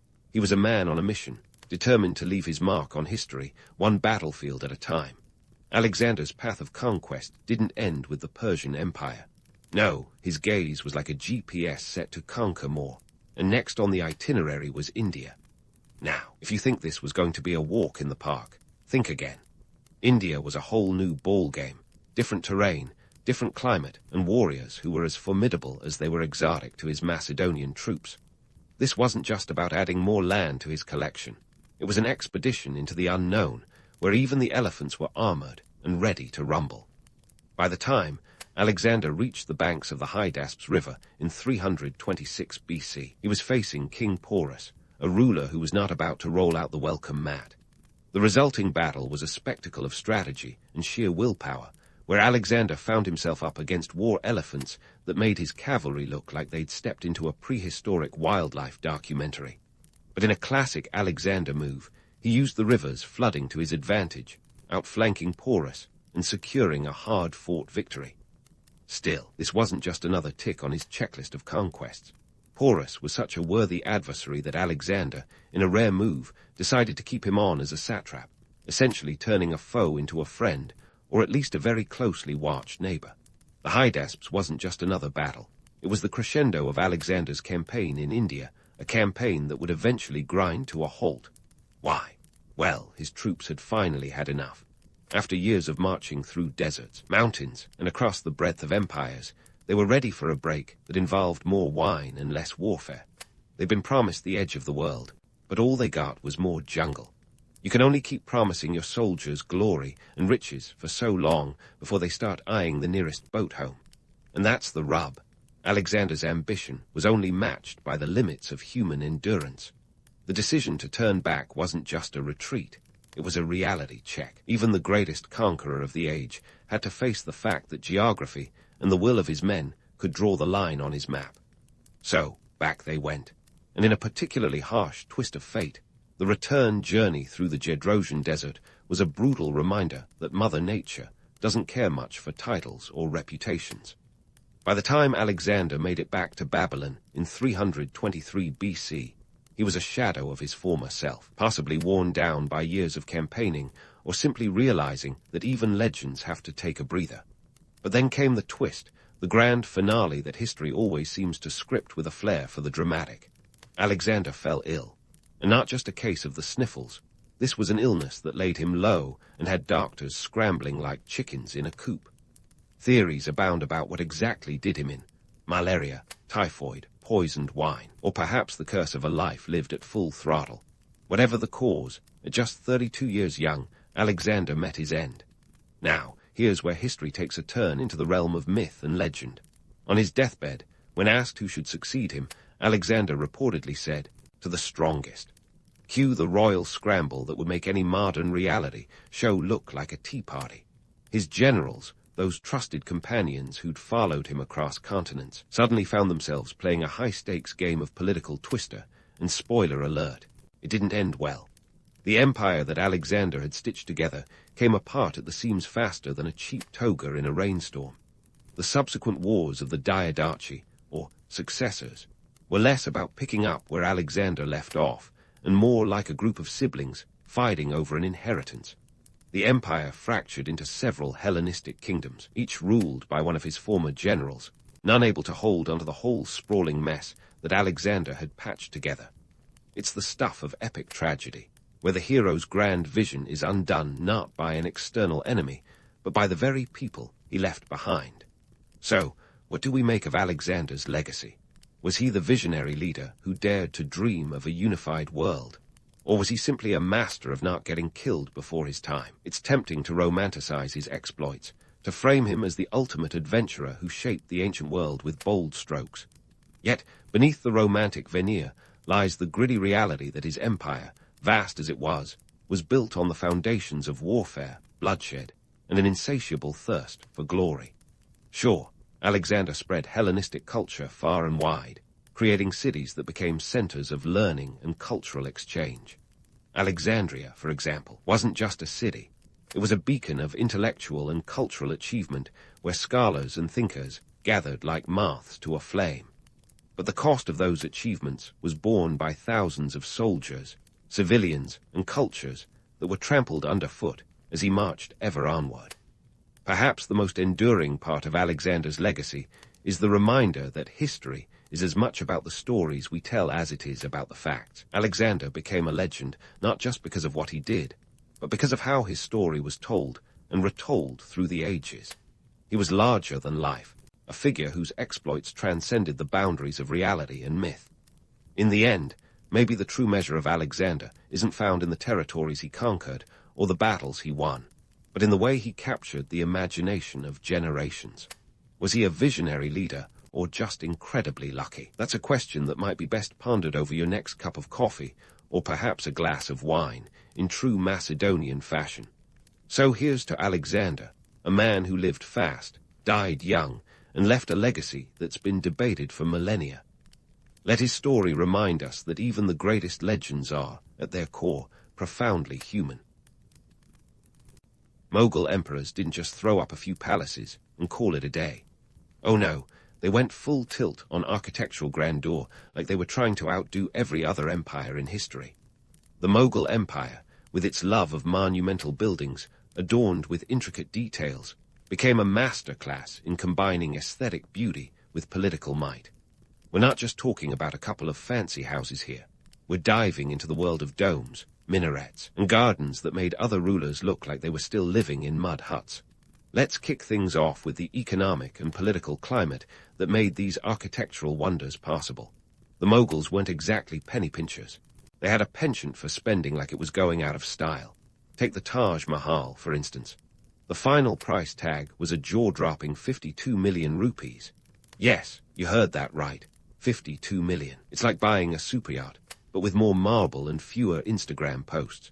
Meanwhile, their subjects were quietly muttering about the taxes being siphoned from their pockets, all the while wondering if they'd get a piece of that marble pie. But before we dive headlong into the architectural feats, let's talk about the guys pulling the strings. Emperors like Akbar, Jahangir, and Shah Jahan weren't just sitting around twiddling their thumbs. They were strategic masterminds, using architecture as a tool of propaganda. These buildings weren't just eye candy, they were concrete declarations of power. By erecting structures that could make even the most jaded traveler stop and gawk, they were essentially saying, "Look what we can build. Don't even think about messing with us." Now, why spend such colossal sums on these behemoths? Simple, because they could. The Mughal Empire was an economic powerhouse. By the early 17th century, it accounted for nearly a quarter of the world's GDP. That's like having Apple, Google, and Amazon rolled into one empire. When you've got that kind of cash flow, building an extravagant mausoleum for your favorite wife seems like a perfectly reasonable line item in the budget. The Mughals understood that to flex your economic muscles, you had to show it in stone and mortar. But let's not forget the Persian influence, which was like the secret sauce in the Mughal architectural recipe. Persian architecture brought with it a love for symmetry, gardens, and, you guessed it, domes. These weren't just any domes. They were massive, gleaming masterpieces that seemed to touch the sky. The Mughals took inspiration from the Persians and cranked it up to 11. It's like they were on a mission to create the most Instagrammable landmarks centuries before hashtags were a thing. The Mughals loved their domes so much, it's almost like they had an obsession. Imagine if domes were cats, and the Mughal Empire was that friend who just couldn't stop adopting them. They didn't just slap a dome on any random hut, though. These structures were meticulously designed, with every curve and arch crafted to perfection. They symbolized the heavens, the divine, and let's be honest, they added a touch of drama that every good empire needs. But here's the kicker. These architectural triumphs weren't just about beauty. They were about imposing an order, a sense of control over the chaos of the world. When you're ruling over a vast and diverse empire like the Mughals were, you need a little more than military might to keep things together. Architecture became a way to visually communicate the empire's strength and stability. It was like leaving a colossal stone message for both allies and enemies. We are here, we are powerful, and we've got the dome game to prove it. While the romantic tales of love and devotion behind some of these buildings are enough to make anyone swoon, the reality often had a harsher edge. Those magnificent constructions came with a human cost, laborers who toiled tirelessly, artisans who spent years perfecting their craft, and yes, those tax-paying subjects who probably grumbled every time they saw a new dome being hoisted into place. It's a testament to the duality of history, the blend of awe-inspiring achievement and the gritty, sometimes brutal reality behind it. So, as we explore the Mughal Empire's architectural legacy, let's remember that these buildings were more than just pretty facades. They were powerful statements of an empire's economic and political clout, with a dash of Persian flair and a whole lot of dome love. It's a tale of ambition, extravagance, and the relentless pursuit of architectural immortality, all while keeping a wary eye on the tax ledger. And honestly, who wouldn't want to be remembered for building something that could outshine the sun and leave a mark on history that time itself struggles to erase? So, we've established that the Mughals were the architectural rock stars of their time. But let's dive into the nuts and bolts, or should I say, bricks and mortar, of how these monumental feats came to life. Spoiler alert, it wasn't just divine inspiration and a bottomless wallet. It was a symphony of engineering brilliance and a labor force that would make the builder of the pyramids nod in approval. First off, let's talk about Akbar, the Mughal emperor who was basically the Steve Jobs of his era, but with less turtlenecks and more turbans. Akbar knew that to create architectural wonders, he needed more than just ambition. He needed talent, and he found it by blending local artisans with imported expertise. Picture it, a bustling workshop that was part United Nations, part Hogwarts School of Architectural Wizardry. We're talking masons, stonecutters, and artists from regions as diverse as Persia, Central Asia, and the Indian subcontinent, all throwing their creative hat into the ring. It was like bringing together the world's best chefs to create a culinary masterpiece, only this one was in stone and required a lot more heavy lifting. Now, let's not forget that construction back then was no walk in the imperial gardens. We're talking about the kind of logistics nightmare that would make a modern project manager break out in a cold sweat. Take Agra Fort, for instance. This wasn't just any fort. It was a behemoth that required more than just human strength. Enter the elephants, the true MVPs of Mughal construction. These massive creatures were the original heavy machinery, hauling huge slabs of red sandstone that weighed more than your average car. And to think, they didn't even need a maintenance crew, just a good supply of bananas. The engineering feats behind these projects were nothing short of miraculous. Imagine constructing a building that not only stands the test of time, but also the whims of emperors who might decide halfway through that they want a dome twice the size. The Mughal architects were like the jazz musicians of the construction world, improvising on the fly, yet creating something that was structurally sound and aesthetically breathtaking. They employed advanced techniques like true arch construction and used locally sourced materials to blend seamlessly with the landscape. It wasn't just about erecting walls. It was about ensuring that those walls could withstand the occasional siege and the more frequent monsoon. But here's the kicker. These architectural marvels were as much about propaganda as they were about protection. Agra Fort wasn't just a fortress. It was a statement of power. The Mughals were essentially saying, "Come at us, bro," with every massive gate and towering turret. It was a visual flex, a way to remind both allies and enemies that the empire wasn't just rich, it was here to stay. The sheer scale and grandeur of these constructions were designed to inspire awe and, perhaps more importantly, obedience. The labor strategies behind these projects were as complex as a Mughal miniature painting. Workers were organized into hierarchies, with master artisans overseeing legions of laborers. These artisans were the rock stars of their day, commanding respect and significant wages. Meanwhile, the laborers, often sourced from local populations, were the unsung heroes, toiling under the scorching sun to turn blueprints into reality. It was a tough gig, no doubt about it, but for many, it was also an opportunity to be part of something that would outlast their own lifetime. Imagine telling your grandkids that you helped build the fort that even the British would later admire, or at least grudgingly respect. But let's not romanticize it too much. The reality was that these projects were grueling, with long hours and dangerous conditions. The Mughal Empire might have been a land of wealth and glory, but it was also a place where the divide between the emperor's vision and the workers' reality was as wide as the Yamuna River. Still, the promise of daily wages and the chance to work on projects that would be the talk of the town, or empire in this case, was enough to draw crowds of workers eager to leave their mark on history. In the end, what we see today are not just buildings, but the echoes of an empire that understood the power of stone and mortar. The forts, palaces, and mosques are not merely relics of a bygone era. They are testaments to human ingenuity, ambition, and yes, a bit of madness. As we continue to unravel the Mughal Empire's architectural legacy, remember that behind every carved pillar and intricate lattice is a story of collaboration, creativity, and a dash of chaos. And let's face it, isn't that what makes history truly fascinating? Now, we've covered the architectural symphony that was the Mughal Empire, but let's zoom in on the crescendo. Cue the spotlight on the Taj Mahal. Often whispered about in hushed tones as the ultimate symbol of love, this marble marvel is both the sweetheart of romantic tales and the heavyweight champion of architectural feats. Built over 22 years with the sweat and skill of a staggering 20,000 workers, this isn't just a mausoleum. It's a testament to the empire's flair for turning grief into grandeur. First, let's set the scene.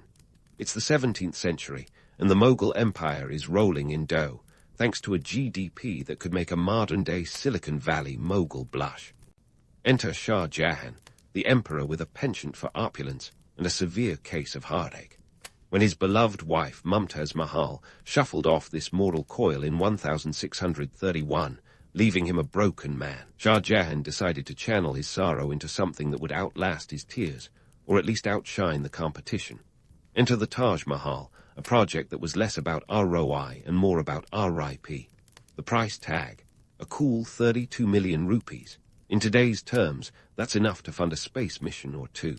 But for Shah Jahan, this was about more than just a burial site. It was about crafting a legacy that would echo through the ages.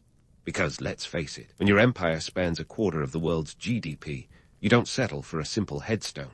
Now, here's where things get interesting. While the Taj has been immortalized as a love letter written in stone, it's worth noting that it also served as a colossal billboard for the Mughal brand. Think of it as the empire's Instagram post, but with fewer hashtags and more marble inlay. It was a statement piece, screaming to the world, "Look at our wealth, our power, our artistic prowess." It was as much about flexing as it was about feeling. But wait, there's more. Let's talk myths, because the Taj Mahal is practically swimming in them. Ever hear the one about Shah Jahan planning a black Taj across the river? Supposedly, it was meant to be his own resting place, creating a yin-yang effect with Mumtaz's white mausoleum.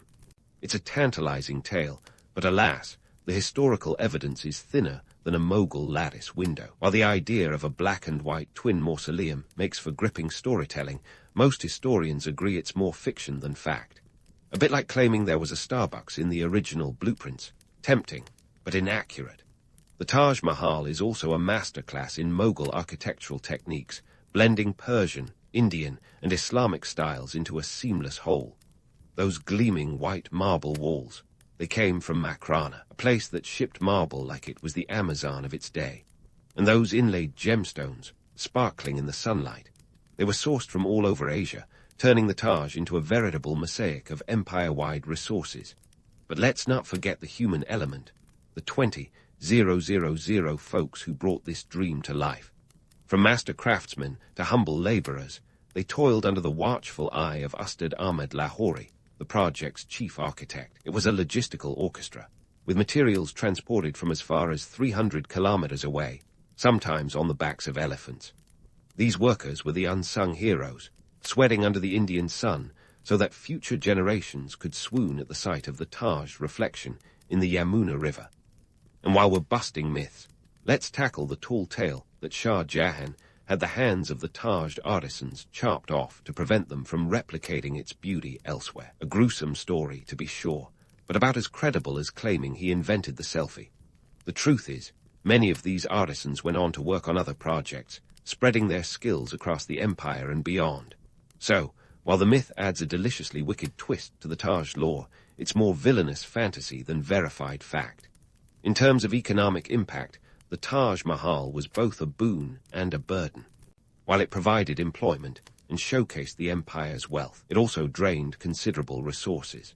Shah Jahan's spending habits eventually led to financial strains within the empire, contributing to political instability.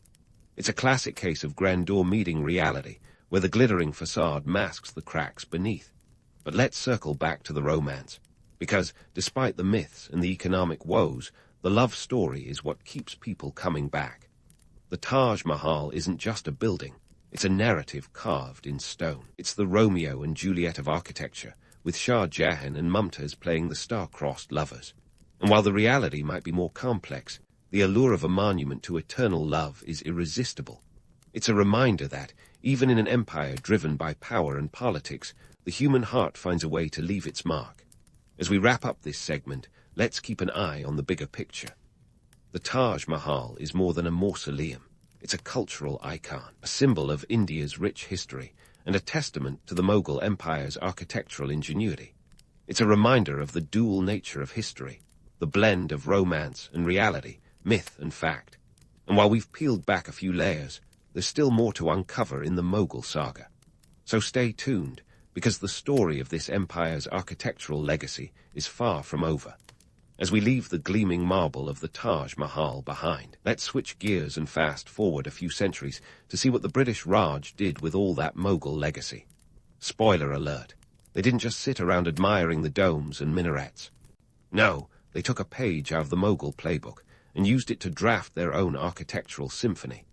Picture it, the British, with their stiff upper lips and afternoon teas, striding into India, determined to leave a mark as indelible as the Mughals had, albeit with a decidedly imperial twist. The irony is thicker than a London fog. British rulers, with their imperial agenda, appropriating the very symbols of Mughal power to bolster their own. They had a knack for transforming the majestic into the mundane, the poetic into the bureaucratic. Take the Mughal-style buildings they turned into government offices. It's as if they said, why build new when you can recycle magnificence? It's like using the Mona Lisa as a whiteboard for grocery lists. Let's dive into specifics, because what's history without a few juicy details? One can start with the Victoria Memorial in Calcutta, which, believe it or not, is a Mughal-inspired marvel in marble. Designed by Sir William Emerson and completed in 1921, this structure is as much a nod to Mughal aesthetics as it is a Victorian monument. Those domes and minarets weren't just for show. They were a deliberate attempt to blend British rule with Indian heritage, a sort of architectural détente. It was a visual handshake, albeit one where the British hand was wearing a rather heavy glove of imperial ambition. But the British didn't stop at mere mimicry.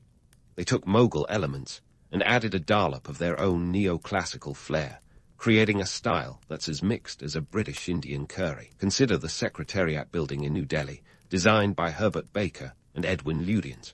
Completed in 1931, it combines Mughal motifs with colonial grandeur. Those sweeping arches and grand corridors echo the Mughal love for symmetry and scale, but with a distinctly British penchant for order and rigidity. It's like the architecture came with its own stiff cup of Earl Grey. Now, let's talk economics. Because, believe me, the British weren't just in India for the views. The appropriation of Mughal styles wasn't just about aesthetics. It was about economics and power. By adopting elements of Mughal architecture, the British aimed to assert their dominance in a land rich with history and resources. It was a strategic move, a visual reminder of their control over India's past and future. They might not have had the GDP of the Mughal Empire at its peak, but they sure knew how to make their presence felt in stone and mortar. And then there's the matter of influence. The British Raj's architectural decisions had a ripple effect that extended well beyond the fall of the empire. The Indo-Saracenic style, as it came to be known, became a defining feature of colonial architecture across India and beyond. From railway stations to courthouses, this style left its mark on the subcontinent's cityscapes. It was a fusion of East and West, a testament to the complex and often contentious history of British rule in India. But the British weren't the only ones playing the architectural remix game. Fast forward to modern times, and you'll see that the echoes of Mughal architecture continue to resonate. In cities like Delhi and Lahore, contemporary architects draw on Mughal motifs, blending them with modern materials and techniques. It's a style that's as versatile as it is timeless, proving that sometimes the old ways have a way of sneaking into the new, like a catchy tune you just can't get out of your head. Consider the work of celebrated architect Charles Correa, whose designs often incorporate elements of traditional Indian architecture, including Mughal influences. His Jawahar Kala Kendra in Jaipur, completed in 1992, is a modern masterpiece that pays homage to the past while embracing the future. With its courtyards and symmetry, it channels the spirit of Mughal design, but with a contemporary twist. It's a reminder that history isn't just something we leave behind, it's something we carry forward, sometimes in unexpected ways. So, while the Mughals may have fallen from power, their architectural legacy remains very much alive. It's a legacy that's been borrowed, adapted, and sometimes outright pilfered, but always with a nod to the grandeur that once was. The British may have tried to reshape India in their image, but in the process, they became part of a larger story. One where Mughal domes and minarets continue to cast their shadow over the subcontinent, a testament to an era that was as much about ambition and power as it was about beauty and art. As we continue to explore the impact of Mughal architecture, remember that history is more than just a series of events. It's an ongoing dialogue between the past and the present. And while the British may have played their part in this architectural drama, the final act is still being written. So stay tuned, because the story of India's architectural evolution is far from over, and there are plenty more twists and turns to come. But as we ponder the ongoing saga of India's architectural evolution, we must ask ourselves, are these grand Mughal designs sustainable in today's world? You see, the Mughals weren't exactly minimalists. Their architectural legacy is a bit like a vintage sports car, glorious to look at, but a nightmare to maintain. Imagine trying to keep a 400-year-old marble palace pristine in the face of modern pollution, climate change, and wear and tear. It's like trying to preserve a snowflake in a furnace. The Taj Mahal, for instance, faces a constant battle against environmental degradation. Acid rain, air pollution, and even the Yamuna River's fluctuating water levels have all taken their toll. The Indian government spends millions annually on restoration and preservation efforts, but it's a Sisyphean task. The pristine white marble needs regular cleaning to fend off yellowing, a process that involves a special clay treatment called multani midi, akin to giving the Taj a facial. It's high maintenance on a scale that would make even the most pampered celebrity blush. And let's talk about the financial burden. Maintaining these structures isn't cheap. The Archaeological Survey of India allocates significant resources to preserve the legacy of the Mughals, proving that even in ruins, the Mughal Empire still knows how to rack up a bill. This raises the question, is it worth it? The answer, of course, is a resounding yes, but not without a hint of irony. While they symbolize cultural pride and historical achievement, they also remind us of an era of excess. It's like inheriting a mansion you can't afford to heat. Culturally, these buildings have become symbols of national identity. The Taj Mahal is plastered on everything from postcards to pop culture, a shorthand for India's rich heritage. But there's a duality here. While they inspire awe and reverence, they also highlight the disparities of their time. The laborers who toiled to bring these structures to life were often underappreciated, their stories overshadowed by the emperors who commissioned them. It's a stark reminder that history is often written by those who hold the power, not the chisels. So, as we admire the Mughal architectural legacy, we must grapple with its contradictions. These structures are beautifully excessive, emblematic of both cultural identity and the imperial ambitions that built them. They represent the pinnacle of human creativity and the depths of human exploitation. It's a narrative as complex as the intricate marble inlays that adorn their surfaces.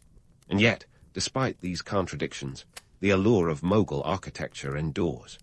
Perhaps it's the romance of history, the tales of love and loss carved into stone. Or maybe it's the sheer audacity of their existence, a testament to what humanity can achieve when it dares to dream big. Whatever the reason, these buildings continue to capture the imagination of millions, drawing visitors from around the world who come to marvel at their beauty and ponder their meaning. But here's the kicker. While we celebrate these architectural wonders, we can't ignore the modern headaches they pose. The upkeep is relentless, like trying to keep a garden alive in a desert. And yet, there's a certain charm in this struggle, a reminder that history is a living thing, something we must nurture and protect. The Mughals may have built for eternity, but it's up to us to ensure their legacy endures in a world that's more fast-paced than a Mughal court on a festival day. In conclusion, the Mughal architectural legacy is a story of ambition, artistry, and excess, a narrative that continues to evolve as we strive to preserve these wonders for future generations. They are a testament to the heights of human creativity and a reminder of the costs that such creativity can entail. As we gaze upon their domes and minarets, let us remember the dual nature of history, where beauty and brutality, romance and reality coexist, each adding depth to the tapestry of our past. So there you have it, folks. The Mughal Empire, with its grand designs and towering ambitions, left a legacy that's as complex as it is captivating. It's a story of power and politics, of art and ambition, and of the enduring allure of stone and mortar. As we sign off, remember that history isn't just about what was, but what continues to be. And in the case of Mughal architecture, it's a legacy that's still very much alive, even as it faces the trials of time and the tribulations of modernity. Keep that in mind the next time you gaze up at a dome or wander through a garden designed for emperors. After all, history is nothing if not a grand, ongoing conversation, and the Mughals have given us plenty to talk about. Ever meet someone who's so wrapped in myth and legend that you're not entirely sure if they were real or just a fever dream of ancient storytellers? Enter Lycurgus, the enigmatic lawgiver of Sparta. He's like the Loch Ness monster of ancient Greece. Everyone's got a story, but good luck pinning down the facts. The guy supposedly turned Sparta into a military juggernaut, all while maintaining an aura of mystery that would make even Bigfoot jealous. Now, if we're to believe the legends, and let's face it, ancient Greeks loved a good tale, Lycurgus was the mastermind behind Sparta's transformation from just another Greek city-state into the military machine that made even the Persians think twice. But trying to get a straight story about his life is like reading a choose-your-own-adventure book where every ending involves a different version of the same guy. According to some, He lived in the 9th century BCE, while others place him a couple of centuries later. It's like trying to date a ghost, spooky and frustrating. One of the juiciest parts of Lycurgus's legend involves his supposed travels. This wasn't just your average backpacking trip across Europe. He was said to have hit up Crete and Egypt. In Crete, he might have picked up some governance tips, because who better to learn from than a place famous for its labyrinths and minotaurs, right? As for Egypt, it's said that he adopted the idea of communal meals from the Egyptians. While that might sound like the most boring souvenir ever, it somehow became a cornerstone of Spartan society. Imagine the Instagram pics. Just me and my new Egyptian pals, sharing some lentils and laws. #Sparta life. Now, let's pause to consider the peculiar end of this lawgiver's tale. Allegedly, Lycurgus starved himself to death. Yeah, you heard that right. He supposedly went on the original hunger strike to ensure his laws would stick around. He made the Spartan elders swear an oath that they'd keep his reforms until he returned from a little jaunt they didn't know would be permanent. Talk about a dramatic exit. It's like the ultimate hold my beer moment, except with a side of legal documentation. The reforms he's credited with were nothing short of transformative. Lycurgus supposedly introduced measures that fostered a culture of austerity and discipline, like making sure everyone ate in communal mess halls instead of indulging in home-cooked feasts. Because nothing says military discipline like sharing your beans with 100 other sweaty Spartans. Here's where the Spartan obsession with brevity comes into play. The infamous laconic wit, named after Laconia, the region around Sparta, might have been inspired by the man himself. Spartans were famously short-spoken, which is ironic considering we're talking about a guy with a life story more convoluted than a soap opera. But maybe that's the point.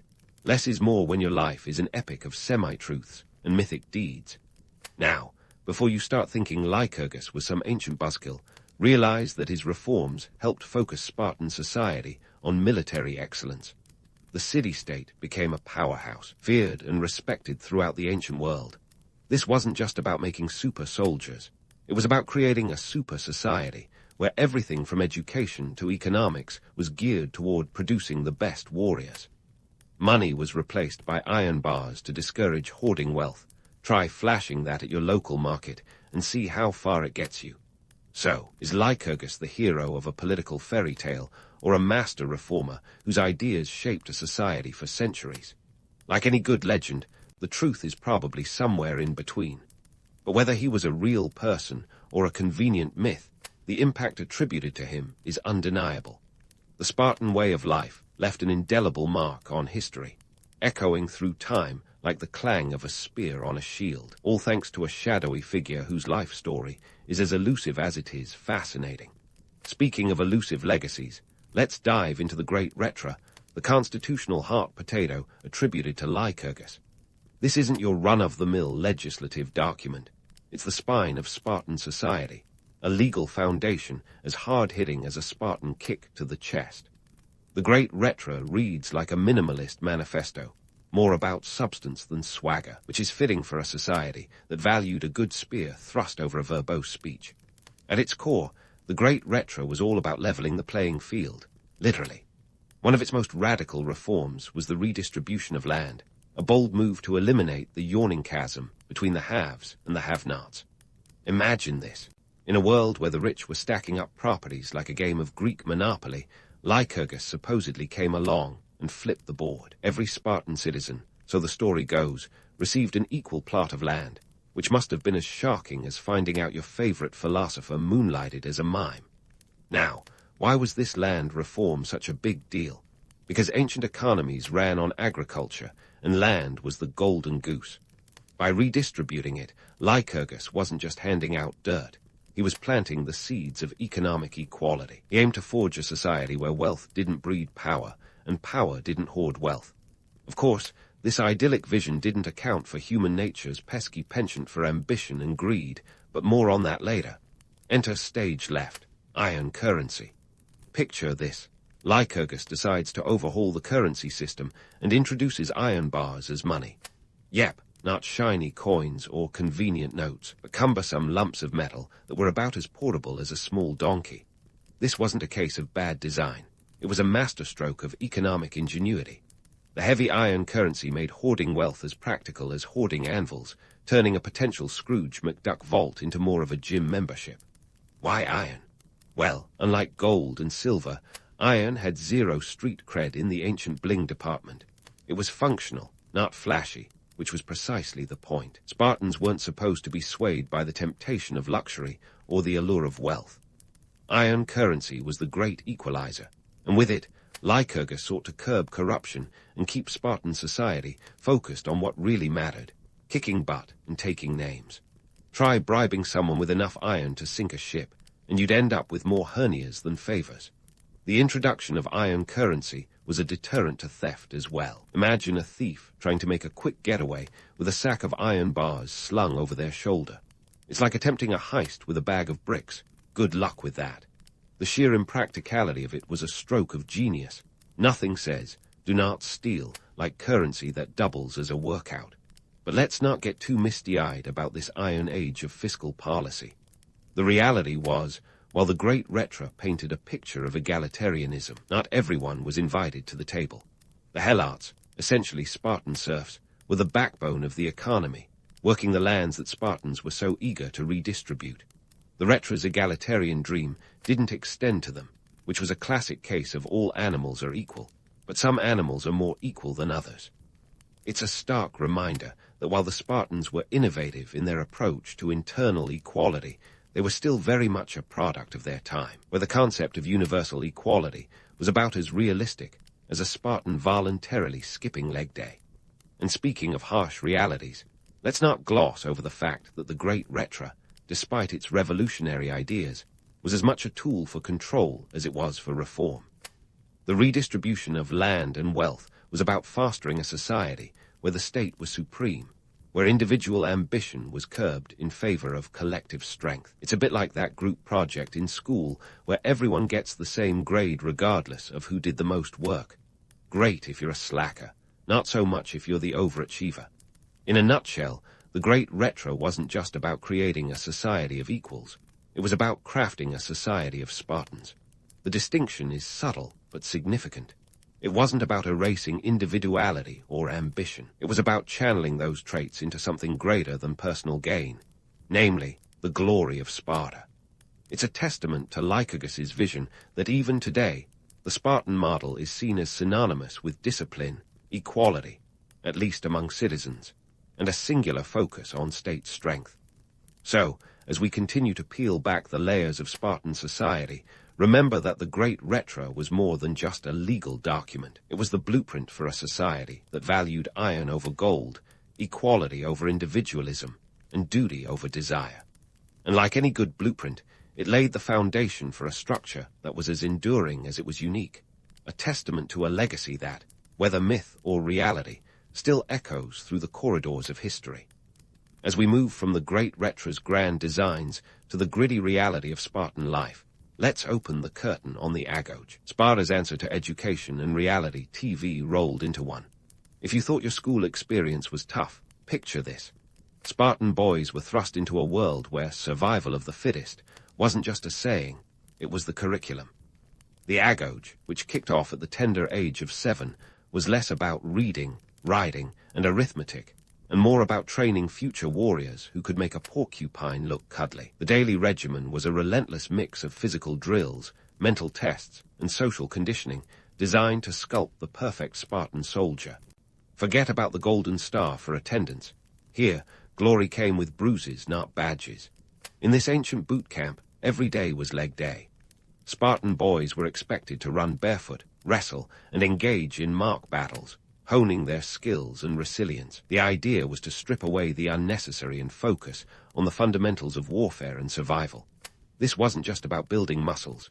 It was about building character, or at least Spartan character, which was as tough as the iron currency they lugged around. But let's not sugarcoat it. The agoge wasn't all about noble ideals and heroic deeds. It was brutal. Discipline was enforced with the kind of zeal that could make a drill sergeant blush. Missteps were met with lashings, and failure wasn't an option. It was a lesson learned the hard way. The system was designed to weed out the weak, and it did so with ruthless efficiency. One of the more eyebrow-raising aspects of the agoge was the infamous thieving lesson. Young Spartans were encouraged to steal food to supplement their meager rations. This wasn't just a quirky cultural tradition, it was a survival tactic. The catch: if caught, the punishment was severe. The lesson here was twofold: develop cunning and stealth, but also learn to face the consequences of failure. It was a crash course in resourcefulness and accountability, ancient style. So, why did the Spartans romanticize this harsh upbringing? Because it worked. The Agoge churned out warriors who were not only physically capable but mentally resilient. They could endure pain, hunger, and hardship without flinching. This wasn't just about creating soldiers. It was about crafting a mindset, sort of ancient psychological conditioning that would make a modern-day life coach's head spin. Now, it's easy to get swept up in the romanticism of Spartan toughness, the idea of young boys becoming warriors through trials of fire and iron. But let's not forget the human toll. The Agoge was a crucible that left many broken in its wake. Not every boy emerged as a hero. Some simply didn't emerge at all. It was a system that valued the collective over the individual. Personal well-being was sacrificed at the altar of state supremacy. In this world, camaraderie was forged through shared adversity. The bonds formed between these young warriors were as strong as the shields they carried. It was a brotherhood born of necessity, a network of alliances that would serve them on the battlefield and beyond. This was the social glue that held Spartan society together, a society where personal identity was subsumed by the collective identity of the warrior class. The Agoge also served as a social equalizer, or at least a homogenizer.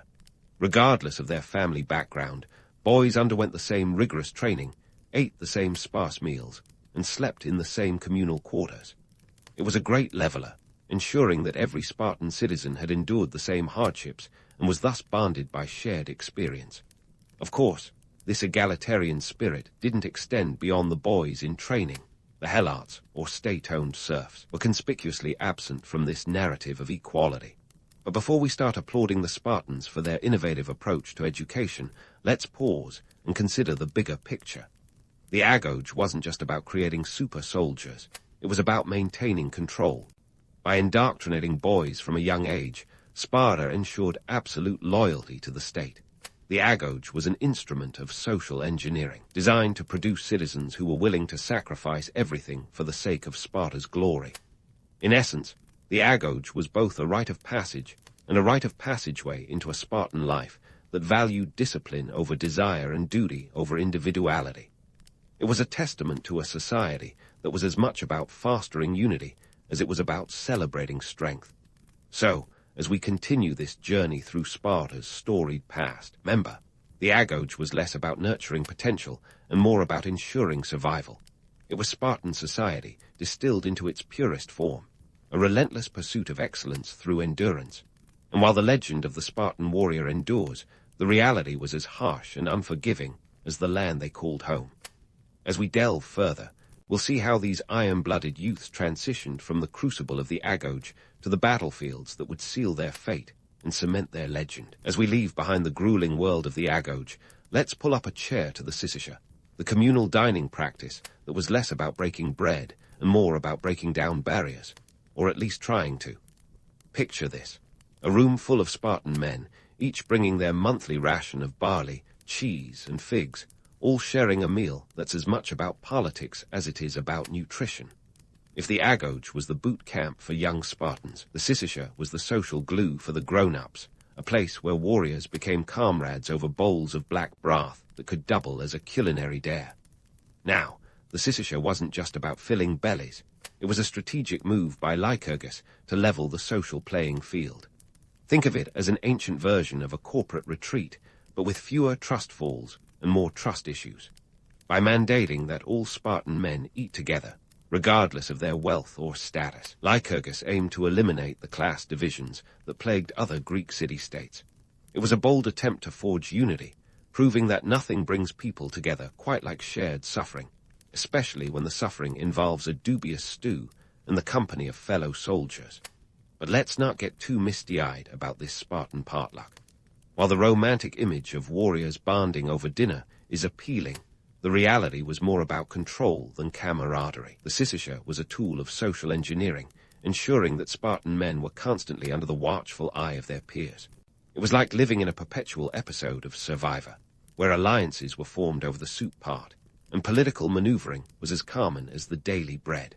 The communal meals ensured that no one individual could rise too far above the rest, maintaining a delicate balance of power that kept the Spartan machine running smoothly. Economically, the Scissorshire was a clever way to manage resources. In a society where hoarding was discouraged, as useless as bringing a gold-plated shield to battle, shared meals ensured that food was distributed evenly. It was an efficient system, but also an unforgiving one. If a Spartan couldn't contribute his share, he risked losing his dining privileges, and by extension, his standing as a full citizen.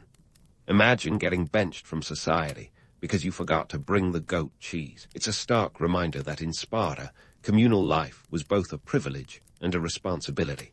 And what about the women, you ask? While Spartan men were busy maintaining their bromances at the Scissorshire, Spartan women were wielding a surprising amount of influence behind the scenes. Compared to their Athenian counterparts, who were often confined to the domestic sphere, Spartan women were practically liberated. They owned land, engaged in physical training, and were vocal in public affairs. In a world where most Greek women were seen and not heard, Spartan women were heard loud and clear, or as loud as a society led by men would allow. However, this female empowerment came with its own set of caveats. Spartan women were encouraged to be strong and healthy, primarily to bear strong and healthy children. It was less about gender equality, and more about ensuring the next generation of warriors was up to scratch. Their rights were a byproduct of their role in the state's eugenic ambitions, as pragmatic as it was patriarchal. So while they enjoyed freedoms unknown to other Greek women, Spartan women were still very much a part of a system that valued them for their utility in producing future soldiers. But let's not dismiss their contributions too quickly. Spartan women were formidable figures in their own right. They managed estates, influenced political decisions, and were known for their biting wit. What else would you expect from the mothers of Spartan warriors? Their famous retort to returning soldiers, "Come back with your shield," or "on it," wasn't just a pep talk. It was a declaration of the uncompromising values they instilled in their sons.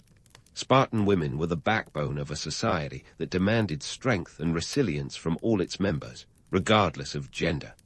In the end, the Scissorshire and the role of women in Sparta illustrate the dual nature of Lycurgus's reforms.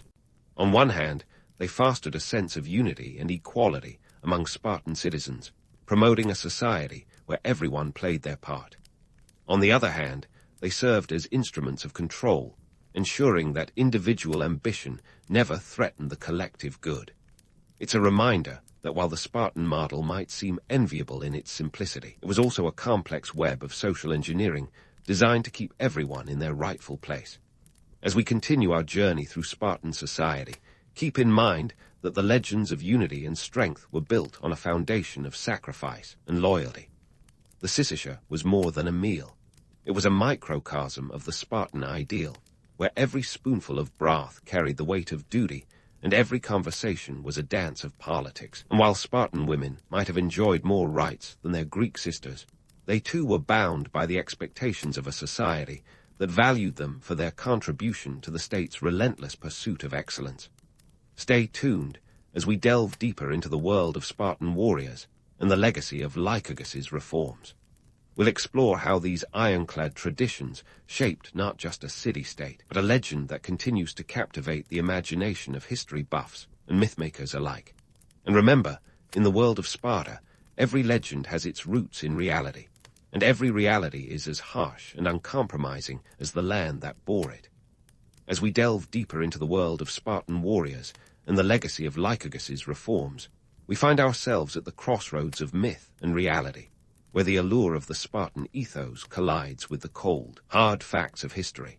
It's a place where legends were born, where the likes of Leonidas and his 300 made their last stand. But it's also where we have to ask, was the Spartan ideal really all it was cracked up to be, or was it just the ancient world's greatest PR campaign?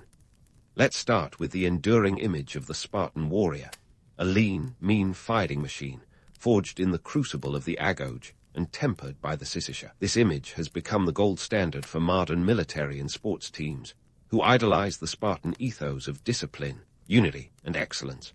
But before we get swept away by this romantic notion, let's pull back the curtain and see what lay beneath the gleaming armor. The Spartan army was indeed formidable. By the 5th century BCE, Sparta had become the dominant military power in Greece, feared and respected by friends and foes alike. The training was rigorous, the discipline unyielding, and the results spoke for themselves. A fighting force that could hold its own against vastly superior numbers. But here's the kicker. This didn't happen in a vacuum. The Spartan military machine was as much a product of its socio-political environment as it was of Lycurgus's reforms. For starters, the entire Spartan system was built on the backs of the Helots, those state-owned serfs who worked the land and allowed the Spartan men to focus on soldiering full-time. Without the Helots, the Spartan economy would have collapsed faster than a house of cards in a hurricane. It was an arrangement that allowed Sparta to maintain a standing army, but it also meant that the Spartans were perpetually on edge, worried about the potential for a Helot uprising. It's a bit like owning a mansion, but living in constant fear of a termite infestation. Impressive, but precarious. And let's not forget the economic context. While the Spartans were busy perfecting their warrior physique, the rest of the Greek world was moving on. Athens, for instance, was bustling with trade, innovation, and cultural achievements. Their economy thrived on commerce and creativity, while the Spartans clung to iron bars and austere living. Sure, they didn't have to worry about inflation, but they also missed out on the economic dynamism that fueled the Athenian Golden Age. It's the ancient equivalent of choosing a Nokia over a smartphone. Reliable, yes, but missing out on a world of possibilities. Now, why does this matter? Because it highlights a critical point. The Spartan way, while effective in creating warriors, was ultimately unsustainable. The society's rigid focus on military prowess left little room for adaptation or innovation. When faced with new challenges, Sparta's one-size-fits-all approach began to show its limitations. Their defeat by Thebes at the Battle of Leuctra in 371 BCE was a stark reminder that even the mightiest can falter when they refuse to evolve. This brings us to the paradox of the Spartan legacy. On one hand, the image of the disciplined, fearless Spartan warrior has become synonymous with excellence and determination. It's a legacy that continues to inspire, whether on the battlefield or in the boardroom. On the other hand, the reality of Spartan society was one of rigid control, limited freedoms, and a refusal to adapt to changing times. It's a classic case of being hoisted by one's own petard. Sparta's greatest strength was also its greatest weakness. So, what can we take away from this tale of iron and myth? Perhaps the most enduring lesson of Sparta is the importance of balance. While there's something undeniably appealing about the Spartan ideal of discipline and unity, it's crucial not to let it overshadow the need for flexibility and innovation. Like a diet of only kale smoothies, being too Spartan might be good in the short term, but it's not a sustainable way to live. As we wrap up our journey through the labyrinth of Spartan history, let's keep in mind that Lycurgus's reforms, whether real or imagined, left an indelible mark on the world. They created a society that, for better or worse, became the stuff of legend. But it's also a reminder that legends are often more about the stories we choose to tell than the realities we choose to acknowledge. So the next time someone tells you to go Spartan, remember, even the toughest warriors need a little flexibility now and then. And maybe, just maybe, a little less iron in their diet. Welcome to late 15th century Spain, where the tapas are divine, but the political climate, not so much. You're living under the reign of Ferdinand and Isabella, those infamous Catholic monarchs who gave us plenty to talk about. Now, before you get too comfortable, let's dive into their grand quest for religious unity. Spoiler alert, it wasn't exactly a tale of peace and harmony. It's 1478, and Ferdinand and Isabella are the power couple of the time, ruling over a newly unified Spain.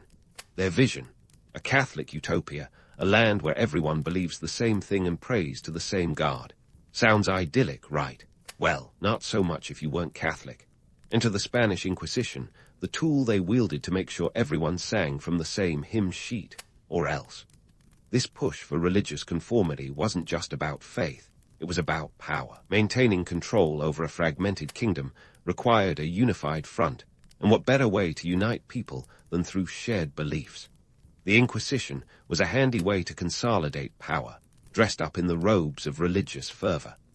Now, let's talk about the Alhambra Decree of 1492, also known as the Edict of Expulsion.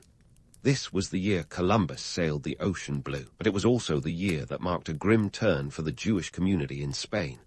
Ferdinand and Isabella, with the ink barely dry on their edict, decided Jews had to go unless they converted to Christianity. This wasn't a small community, either. About 200,000 Jews faced this ultimatum. A choice between conversion, exile, or, well, none of the above. Not quite the fairy tale ending you'd expect from the Catholic monarch's quest. Why target the Jews? Well, they were a convenient scapegoat. The economy was shaky, and social tensions were high. Jews, often seen as prosperous and influential, became an easy target for a regime seeking to channel public discontent away from itself. And if you're thinking this sounds like a bad plot twist, you're not alone. But for the rulers, it was a politically expedient move wrapped in the guise of religious duty. At the heart of this movement was none other than Tomás de Torquemada, the Inquisition's first Grand Inquisitor. Picture a man with the fervor of a televangelist and the ruthlessness of a medieval executioner. Torquemada was the driving force behind the Inquisition's machinery, ensuring that heresy was rooted out and punished with zeal.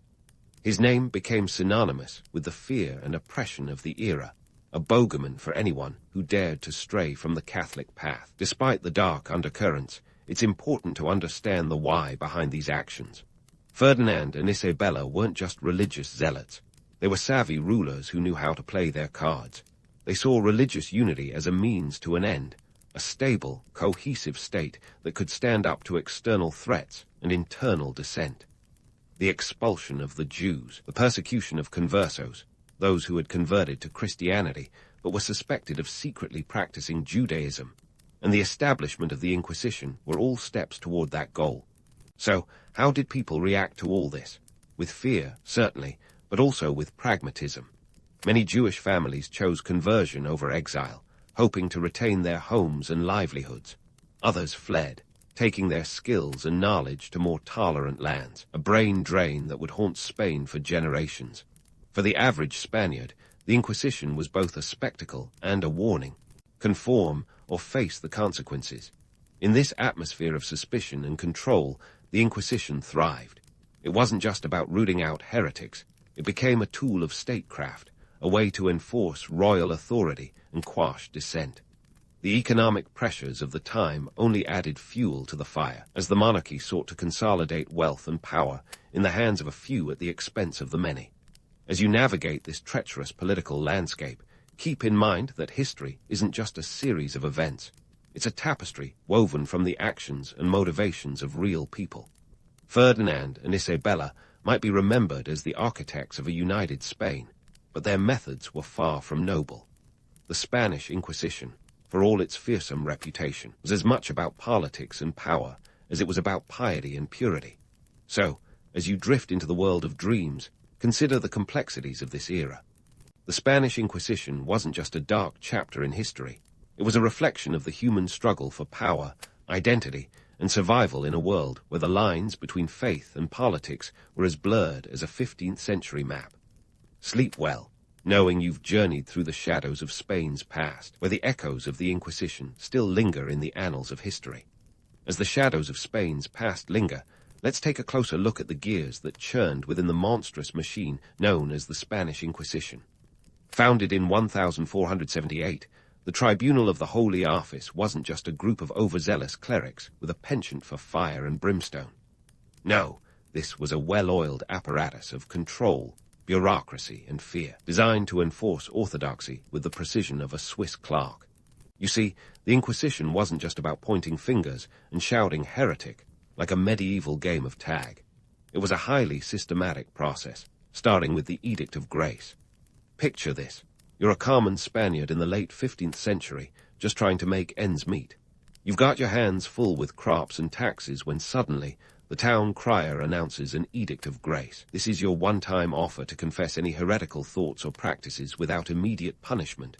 Sounds generous, right? But there's a catch. If you confess, you might be asked to inform on others, fueling an ever-expanding web of suspicion. Once the grace period was over, the real fun began. The inquisitors would ride into town, armed with papal authority and a mandate to root out heresy. They'd establish their tribunal, often in a local church or town hall, and the investigations would commence. Rumor had it that even murmuring the wrong prayer could land you in hot water. The Inquisition was a masterclass in paranoia, making everyone a potential suspect and informant. Arrest followed suspicion, and there was no need for a pesky warrant, just a hunch or an accusation. Let's not kid ourselves, though. This wasn't the Spanish equivalent of a friendly chat with the neighbors.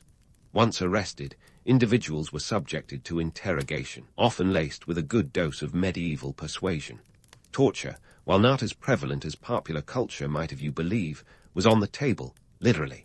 Instruments like the rack or the strappado were employed to extract confessions, because nothing says divine justice like a little light torture. Trials were held behind closed doors, with evidence often as flimsy as a gossamer thread. Defending oneself was tricky, especially when your accusers were anonymous and the charges vague. A favorite trick was the secret accuser, where the accused wouldn't even know who was pointing the finger.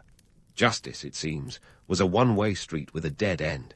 And then there was the auto da fe, the spectacle that put the public in public humiliation. These were not impromptu bonfires, but carefully orchestrated events, part theater, part sermon. Imagine a mass gathering where the accused were paraded, often in penitential garments called sanbenitos, emblazoned with symbols of their alleged sins. Think of it as a medieval fashion show with a grim twist. The crowd watched as sentences were read, ranging from penances to executions, with the latter staged for maximum impact. The chilling statistics speak volumes. Over 150,000 individuals were tried during the Inquisition's reign, with roughly 3,000 executed. Yet, it's the psychological toll that really left a mark. Primary sources paint a picture of a society engulfed in fear and mistrust. Letters from the period reveal a world where even private thoughts could betray you. Anonymity was a luxury, and silence a survival tactic. Economically, the Inquisition was a double-edged sword. While it consolidated power and wealth for the monarchy, it also drained resources. Trials and investigations were costly affairs, and the confiscation of property from the accused, often a lucrative sideline, only went so far. The broader economy suffered as a climate of suspicion stifled innovation and trade. The brain drain was palpable as those with means or foresight fled to more tolerant shores. The irony: this relentless pursuit of religious purity and unity often led to the exact opposite. Communities were fractured, trust eroded, and the seeds of dissent were sown deeper.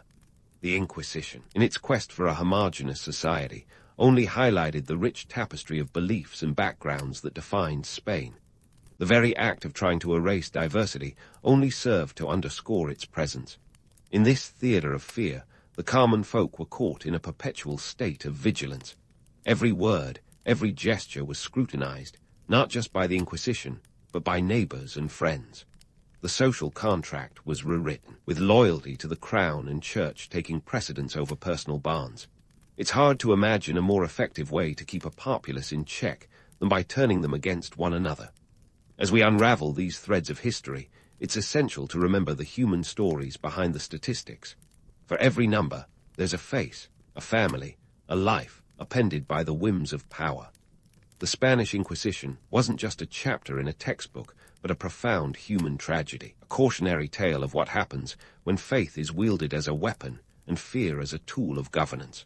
So, as we stand on the precipice of this dark period, poised to delve deeper into the intricacies of the Inquisition, let's keep in mind the real people who lived through it.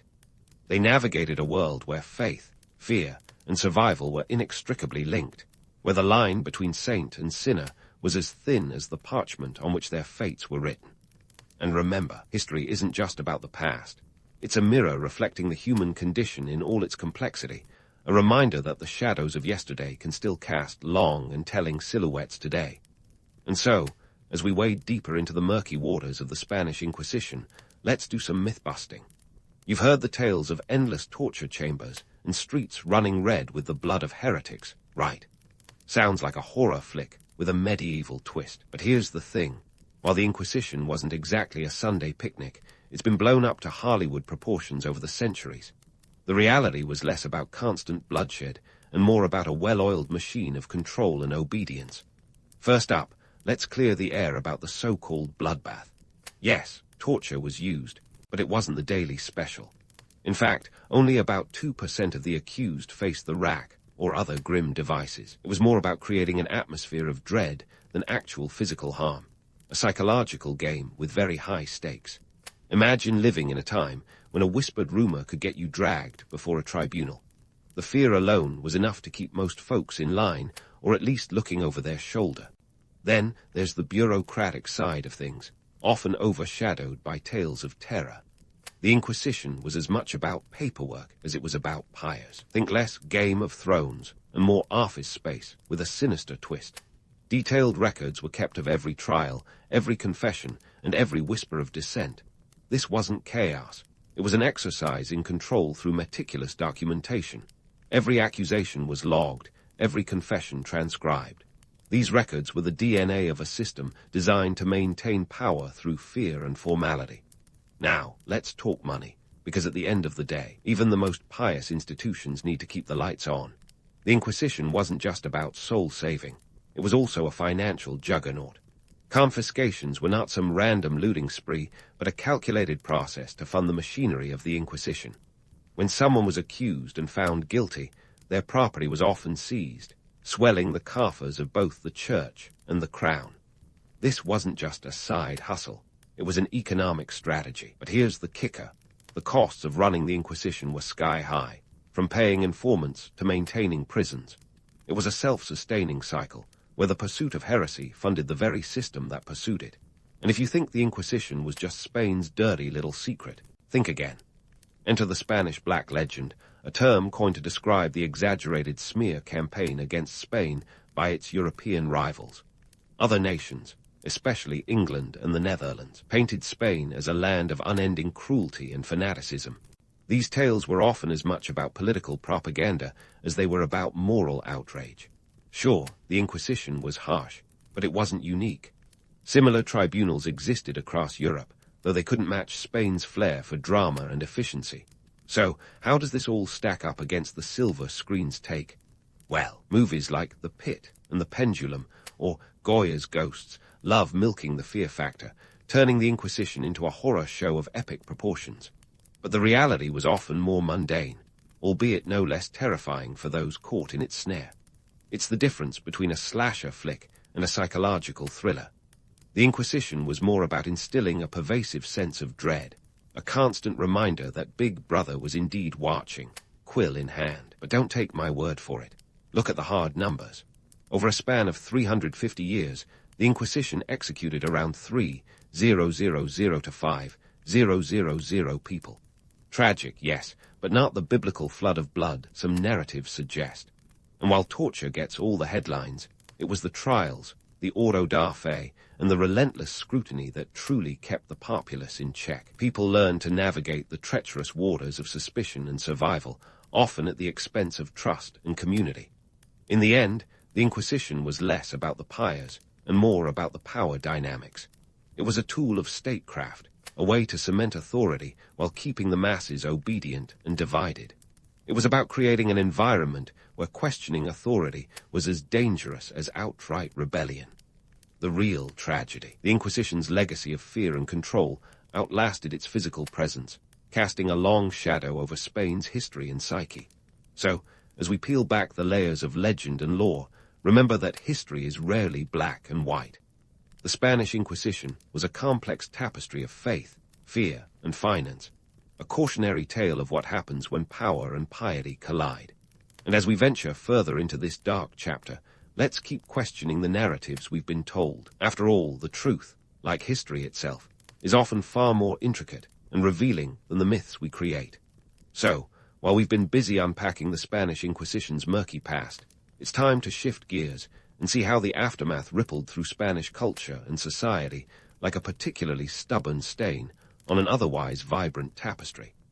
Picture a nation once brimming with intellectual vigor, now grappling with the heavy hand of conformity, a bit like a spirited debate turned silent nodding session. First, let's talk about Spain's intellectual scene, or rather, the hushed whispers of what it used to be. Before the Inquisition's shadow loomed large, Spain was a beacon of learning, a melting pot where Jewish, Muslim, and Christian scholars exchanged ideas like trading cards. But the Inquisition didn't just target the so-called heretics. It also stifled the very air of inquiry and debate. Scholars and intellectuals, once the darlings of the court, found themselves gagged by fear of reprisal. The result? A nation that traded its vibrant intellectual exchange for a monochromatic echo chamber.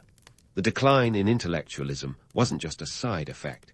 It was a full-blown casualty of the Inquisition's quest for ideological purity. Now, let's zoom out and see how Spain's internal struggles played on the European stage. Picture an aging heavyweight boxer, still swinging hard, but losing his footing. The Inquisition's socio-political climate was like a gut punch to Spain standing in Europe. While Spain was busy quashing dissent and consolidating power at home, the rest of Europe was moving forward. The Renaissance was in full bloom, with nations like Italy and England making cultural strides that left Spain lagging like a runner with a twisted ankle. The Inquisition's internal focus meant that Spain missed the intellectual and cultural train, watching the rest of Europe speed off into the Age of Enlightenment while it was still grappling with the medieval shadows. And how did this climate of fear and conformity shape Spanish national identity? Well, imagine trying to paint a masterpiece with only one color. The Inquisition's insistence on uniformity and its quashing of dissent left Spain with a national identity that was less a vibrant mosaic and more a monochromatic mural. The fear of being perceived as other was so ingrained that it stifled individuality, turning Spain into a nation where towing the line wasn't just advisable, it was essential for survival. This wasn't just about religious conformity. It was about creating a Spanish identity that was homogeneous, predictable, and dare I say, a tad bit boring. But let's not forget the human side of this story, those inquisitors who were more than just the grim reapers of heresy.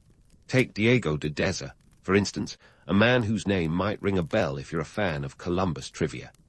Deza was a patron of Columbus, and ironically, a man of learning himself. Yet, as an inquisitor, he was also a staunch enforcer of orthodoxy, a paradox that speaks volumes about the complexities of human nature. It's like being a vegan butcher, an identity that seems at odds, but somehow existed in the tapestry of history. And then there's the economic angle, because let's face it, money talks even when everything else is whispering under the oppressive weight of fear. The Inquisition wasn't cheap. Running an operation of such scale required serious cash flow, and while confiscations helped fill the coffers, they also drained resources from a broader economy already stretched thin. Spain's focus on religious conformity over economic innovation meant it was like a ship taking on water while the captain was busy polishing the brass. Meanwhile, the rest of Europe was playing a different game. Nations like England and France were expanding their horizons, investing in exploration and trade, while Spain was caught in a loop of introspection. The focus on internal purity over external growth meant Spain was slowly but steadily losing its competitive edge. The New World riches that once seemed endless began to dwindle, and with them, Spain's position as a leading power. So, what's the moral of this chapter in history? Well, it's a cautionary tale about the dangers of letting fear and conformity choke off creativity and progress. The Spanish Inquisition might have succeeded in creating a unified religious front, but it did so at the expense of the very things that made Spain a vibrant and dynamic society. It's a reminder that while the quest for power and control might seem like a winning strategy, it's one that can leave a nation standing still while the world moves forward. As we peer closer into the life and times of inquisitors like Deza, it's crucial to remember that history isn't just about the grand narratives, but the individual stories that add color to the canvas. These men were products of their time, driven by motives as varied as the colors on an artist's palette. Some were true believers in their cause, others were opportunists in religious garb, but all played their part in shaping a legacy that would echo far beyond Spain's borders. And speaking of borders, let's not ignore how Spain's internal struggles played into the hands of its European rivals. Nations like England and France were more than happy to fan the flames of the Spanish Black Legend, using the Inquisition as a convenient scapegoat to paint Spain as a land of backwardness and brutality. This wasn't just about moral grandstanding. It was a calculated move to undermine Spain's influence on the global stage. In the end, the socio-political aftermath of the Inquisition is a testament to the complex interplay of power, identity, and human nature. It's a story where the quest for control led to unintended consequences, where the pursuit of purity created fractures that would take centuries to heal. As we continue to unravel this chapter, let's keep in mind the lessons it offers, a reminder that history is as much about the people who lived it as the narratives they left behind. The Spanish Inquisition, a byword for fear and fanaticism, couldn't last forever. Like an overextended soap opera, it had to wrap up at some point. So, let's dive into its eventual decline as the curtain finally fell on this dark chapter in history. The 19th century brought winds of change, blowing in with all the subtlety of a rampaging bull in a china shop. Enter Napoleon Bonaparte, the French emperor with a penchant for conquering Europe like he was collecting stamps. In 1808, he invaded Spain, turning the country into a chessboard for his imperial ambitions. Napoleon's invasion wasn't just a military maneuver, it was a political earthquake that shook the very foundations of Spanish society. The French occupation led to the abdication of King Ferdinand Roman VII, and suddenly, centuries of tradition were tossed out like yesterday's tapas. The liberal ideas that Napoleon brought with him, inspired by the Enlightenment, were like a breath of fresh air in a room that had seen too many incense burners. They challenged the status quo, questioning the necessity of institutions like the Inquisition, which had been bumbling along for over 300 years by then. Here's where things get juicy. In 1812, the liberal Spanish government, operating out of Cadiz, drafted a new constitution, the Constitution of Cadiz, or La Pepa as it was affectionately known. It was a bold document calling for constitutional monarchy, national sovereignty, and, drumroll, please, the abolition of the Inquisition. Yes, that's right. La Pepa effectively put the kibosh on the Inquisition, giving Spain a chance to step out of the shadow of its own history. But of course, nothing in history is ever that simple. When Ferdinand Roman VII returned to the throne in 1814, he tossed La Pepa aside like a bad novel, reinstating the Inquisition in a move that was about as popular as a rainstorm at a beach party. The Inquisition limped on for a few more years, but the writing was on the wall. By 1820, Spain was in the throes of a liberal revolution, and Ferdinand, under pressure, had to accept the Constitution once more, meaning the Inquisition was abolished again. Talk about a historical game of ping-pong. The final blow came in 1834, like a mercy killing for a wounded beast. Queen Isabella Roman II issued a royal decree that officially disbanded the Inquisition for good. It was a moment of liberation, a chance for Spain to shake off the chains of its past and embrace a future where the state wouldn't meddle in your prayer books or your personal beliefs. The Inquisition, once a symbol of fear and control, was now just a footnote in history, relegated to the dusty archives and the collective sigh of relief from a nation weary of its own ghosts. Now, let's pull back and take a look at the legacy of this notorious institution. In modern Spain, the Inquisition is more than just a chapter in history books. It's a reminder of the dangers of religious intolerance and the perils of authoritarian control. The Inquisition serves as a grim testament to what happens when power goes unchecked and when ideology is wielded like a cudgel. It's a cautionary tale about the human capacity for cruelty when driven by fear and fervor. But here's the kicker. The shadow of the Inquisition stretched far beyond Spain's borders. It became a symbol of religious persecution worldwide, influencing how societies viewed the intersection of faith and governance. The lessons learned, or ignored, echoed through history, shaping debates on religious freedom and human rights. It's a legacy that forces us to confront uncomfortable truths about the past and question how far we've really come. In today's world, where religious intolerance still rears its ugly head, the Inquisition stands as a stark reminder of the consequences of letting fear govern our actions. It's a historical mirror reflecting our own struggles with diversity and acceptance, challenging us to learn from the past rather than repeat its mistakes. As we look back at this period, it's crucial to remember history as it truly was, not sanitized or romanticized, but raw and unvarnished. So, as we wrap up this historical journey, let's carry forward the lessons of the Inquisition. It's a story of power and piety gone awry, of human resilience in the face of oppression. It's a narrative that reminds us of the importance of questioning authority, of valuing diversity, and of cherishing the freedoms we often take for granted. In the end, the Spanish Inquisition wasn't just a chapter in the annals of history. It was a complex tapestry woven from human ambition, fear, and the relentless quest for control. And as with all history, it's up to us to learn from it, to ensure that the darkness of the past doesn't cast a shadow over the future. There you have it, a tale of ambition, fear, and the relentless pursuit of power, wrapped in the cloak of religious fervor.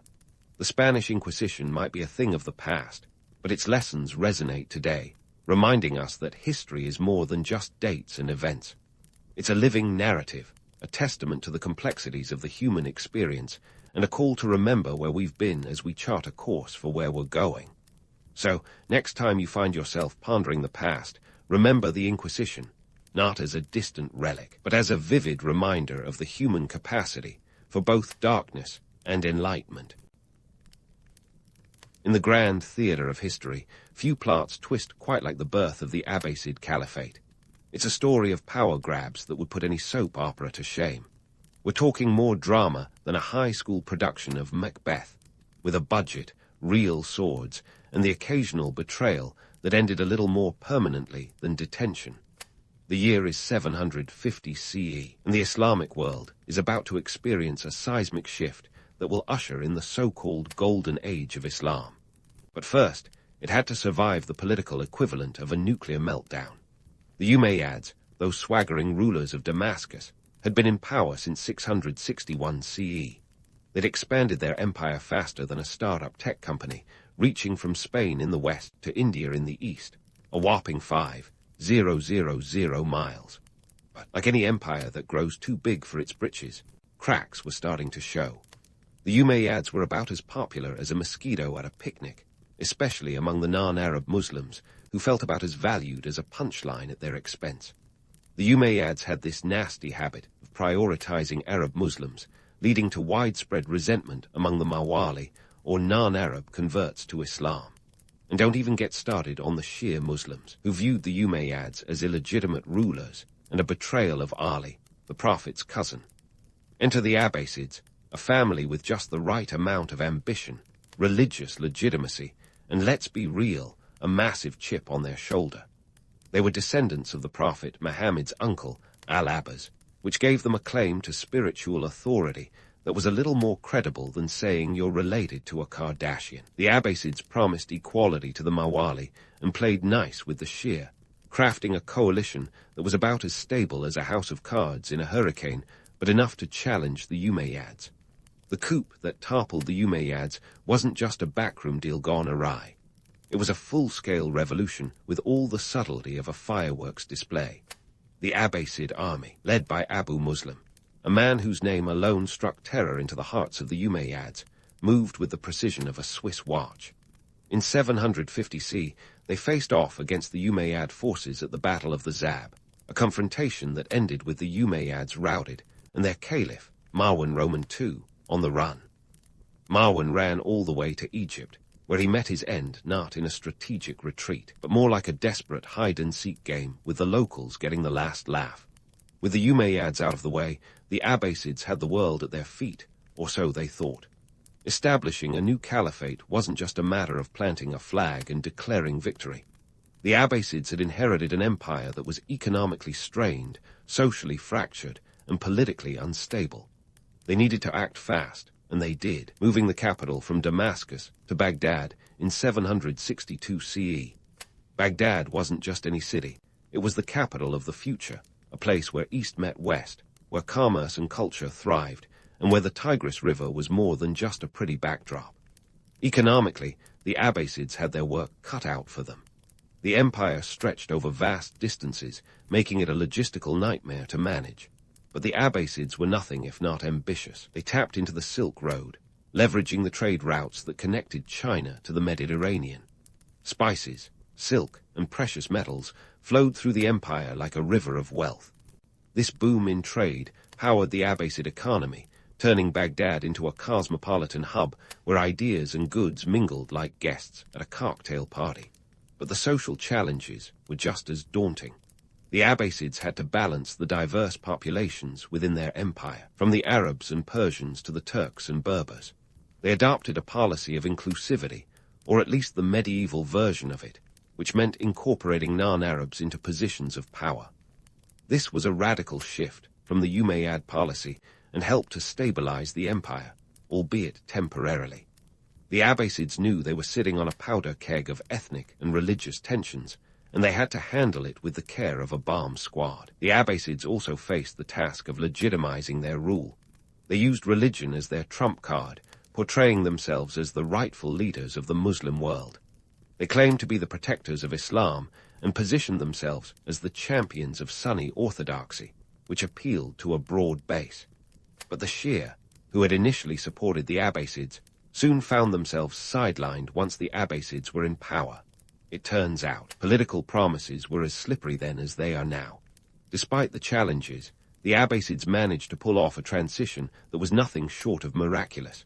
They set the stage for a cultural and scientific renaissance that would define the Islamic Golden Age, a period where scholars, scientists, and philosophers roamed the streets of Baghdad as frequently as Starbucks customers today. But that's a story for another time. For now, the Abbasids had their hands full, juggling power dynamics, economic pressures, and the ever-present threat of dissent. Theirs was a world where the stakes were as high as the minarets of their mosques, and the game was always afoot. Now, let's dive into this architectural marvel, Baghdad. Think of it as the love child of ambitious urban planning and a blank check. The Abbasids didn't just move the capital to Baghdad on a whim. No, they had a grand vision, a city that would scream authority, wealth, and intellect louder than a heavy metal band at a silent retreat. Picture this, a city designed from the ground up to be the beating heart of an empire, a place where East met West and everyone wanted a piece of the action. It was a statement, a promise, and a very expensive gamble. Building Baghdad was like trying to put together an IKEA bookshelf without instructions. Only instead of a bookshelf, you're constructing a metropolis for hundreds of thousands of people. The Abbasids chose a spot on the Tigris River, envisioning a city that would be both a commercial hub and a fortress. They didn't skimp on the design either. The city was laid out in a circular plan, a revolutionary concept at the time. Imagine a perfect circle with a diameter of about 2 miles.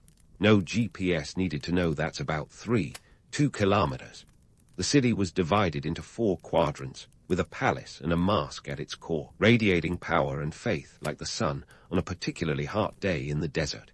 Here's where the logistics get as mind-boggling as a plot twist in a Christopher Nolan movie. The construction of Baghdad required a workforce of about 100,000 laborers, craftsmen and engineers. And this wasn't just any workforce. It was a multicultural bazaar of talent, bringing together Persians, Arabs, and others from the far reaches of the empire. They transformed a barren land into a thriving metropolis in less than 4 years, an architectural sprint that would make even modern city planners break a sweat. And the costs? Let's talk numbers. Building Baghdad wasn't cheap, far from it. The price tag ran into millions of dirhams, the silver currency of the time. To give you some perspective, this was the equivalent of the GDP of a small country, or at least what you'd need to buy a small island in today's real estate market. But for the Abbasids, this wasn't just an expense. It was an investment, a down payment on a future where Baghdad would be the jewel of the Islamic world, a glittering beacon that attracted scholars, traders, and dreamers from every corner of the earth. Speaking of dreams, the Abbasids didn't just want Baghdad to be a commercial powerhouse. They wanted it to be the intellectual mecca of the world. They were crafting a brand, one that would position them as the cultural and scholarly leaders of their time. Enter the House of Wisdom, or Beit al-Hikmah, if you want to impress your friends with some Arabic. This wasn't just a library. It was a think tank, a university, and an innovation incubator all rolled into one. The House of Wisdom became a magnet for scholars, philosophers, and scientists, the kind of place where you'd bump into someone like Al-Khwarizmi, the father of algebra, grabbing a coffee. The Abbasids had a knack for attracting talent, and they knew that knowledge was the currency of power. They sponsored translations of Greek, Persian, and Indian texts into Arabic, creating a melting pot of ideas that would eventually fuel advancements in mathematics, astronomy, medicine, and more. This was the intellectual engine that powered what we now call the Islamic Golden Age, a period when Baghdad was the Silicon Valley of the medieval world. The city hummed with the energy of innovation, a place where ideas cross-pollinated like bees in a flower garden. Now, let's debunk a myth or two. The romantic image of Baghdad as an enlightened utopia is appealing, but the reality was a bit more complex. Sure, it was a center of learning and culture, but it was also a city with its fair share of problems. Economic inequality was as real as ever, with a stark divide between the wealthy elite and the poorer masses. The Abbasids faced the constant challenge of balancing the diverse needs of their population, a juggling act that required political acumen and a touch of diplomacy, or, let's be honest, some good old-fashioned bribery and coercion. Despite these challenges, the Abbasids managed to create a city that was the envy of the world. Baghdad became a crossroads of commerce, where goods from the east and west exchanged hands faster than gossip at a royal court. The bustling markets were filled with spices from India, silk from China, and gold from Africa. It was a place where trade routes converged like the strands of a spider's web, each thread pulling in wealth and influence. And let's not forget the cultural impact.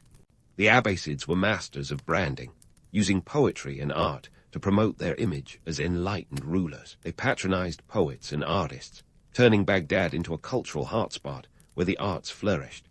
This was a city that understood the power of storytelling, using it to craft a narrative of prosperity and progress that resonated across the empire. Of course, not everything was sunshine and rainbows. The Abbasids had their detractors, those who saw through the glitzy facade to the underlying tensions simmering beneath the surface. Political intrigue was rife, with factions vying for influence and power. The Abbasids might have built a city of dreams, but maintaining it was a nightmare of Machiavellian proportions. They had to navigate a labyrinth of alliances and rivalries, ensuring that their empire didn't crumble like a poorly baked soufflé. Yet, despite the obstacles, Baghdad thrived. It became a symbol of what the Abbasids were striving to achieve, a harmonious blend of commerce, culture, and intellect, a city where the past met the future, and possibilities were as endless as the desert horizon. But remember, this is just the beginning of our story. The Abbasids had planted the seeds of greatness, but whether they could reap the rewards without losing their way is a tale for another time. So hold onto your turbans, because the saga of the Abbasid Caliphate is far from over. The Abbasid saga is like a medieval version of rock and roll, where the amps are cranked to 11, and the lead singers are scholars with ink-stained robes. As Baghdad morphed into the intellectual epicenter of the world, the city was alive with the buzz of ideas and the clash of cultures. This wasn't just a city. It was a brainy beehive where knowledge was currency, and scholars, the veritable rock stars of their time, swaggered through the streets with the latest scrolls tucked under their arms. Enter the House of Wisdom, the Abbasids' magnum opus in their quest to dominate the intellectual landscape. Picture a place that was less stuffy library and more vibrant think tank, where translating ancient texts was all the rage. The House of Wisdom was the medieval equivalent of a hipster cafe, but instead of latte art, they served up the latest translations of Aristotle and Ptolemy. It was here that the likes of Al-Kindi, the philosopher of the Arabs, and Al-Khwarizmi, the father of algebra, rubbed shoulders, trading insights like rare collectibles. Now, let's talk numbers. The Abbasids weren't just throwing together a book club, they were assembling an intellectual juggernaut. The House of Wisdom became a repository of knowledge, with over 400,000 works at its peak, an impressive feat when you consider that every book was hand-copied. It was a smorgasbord of knowledge, featuring Greek, Persian, and Indian texts that were translated into Arabic, unleashing a torrent of ideas that would flood the intellectual landscape. This was the crackling energy of a cultural renaissance, one scroll at a time. But let's not romanticize this too much. The House of Wisdom wasn't exactly a utopia of scholarly harmony. The bustling corridors of this intellectual powerhouse were also arenas of debate, where philosophical arguments could be as heated as a summer afternoon in Baghdad. Scholars clashed over interpretations, and rivalries were as common as coffee spills in a Starbucks. Yet, out of this intellectual friction, new ideas were forged. sparking advancements in mathematics, astronomy, medicine, and more. And speaking of mathematics, let's give a shout-out to Al-Kh-Khwarizmi. This guy was to numbers what a rock star is to a guitar solo. He wasn't just dabbling in arithmetic, he was defining it.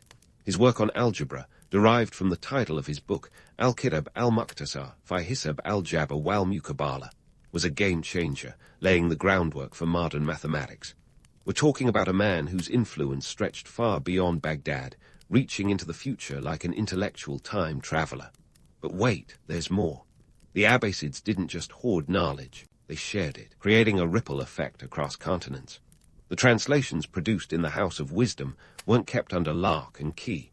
They traveled along trade routes, seeping into European consciousness and sowing the seeds for the Renaissance centuries later. This was intellectual globalization before it was cool, a testament to the Abbasids' vision of a world connected by ideas as much as by commerce.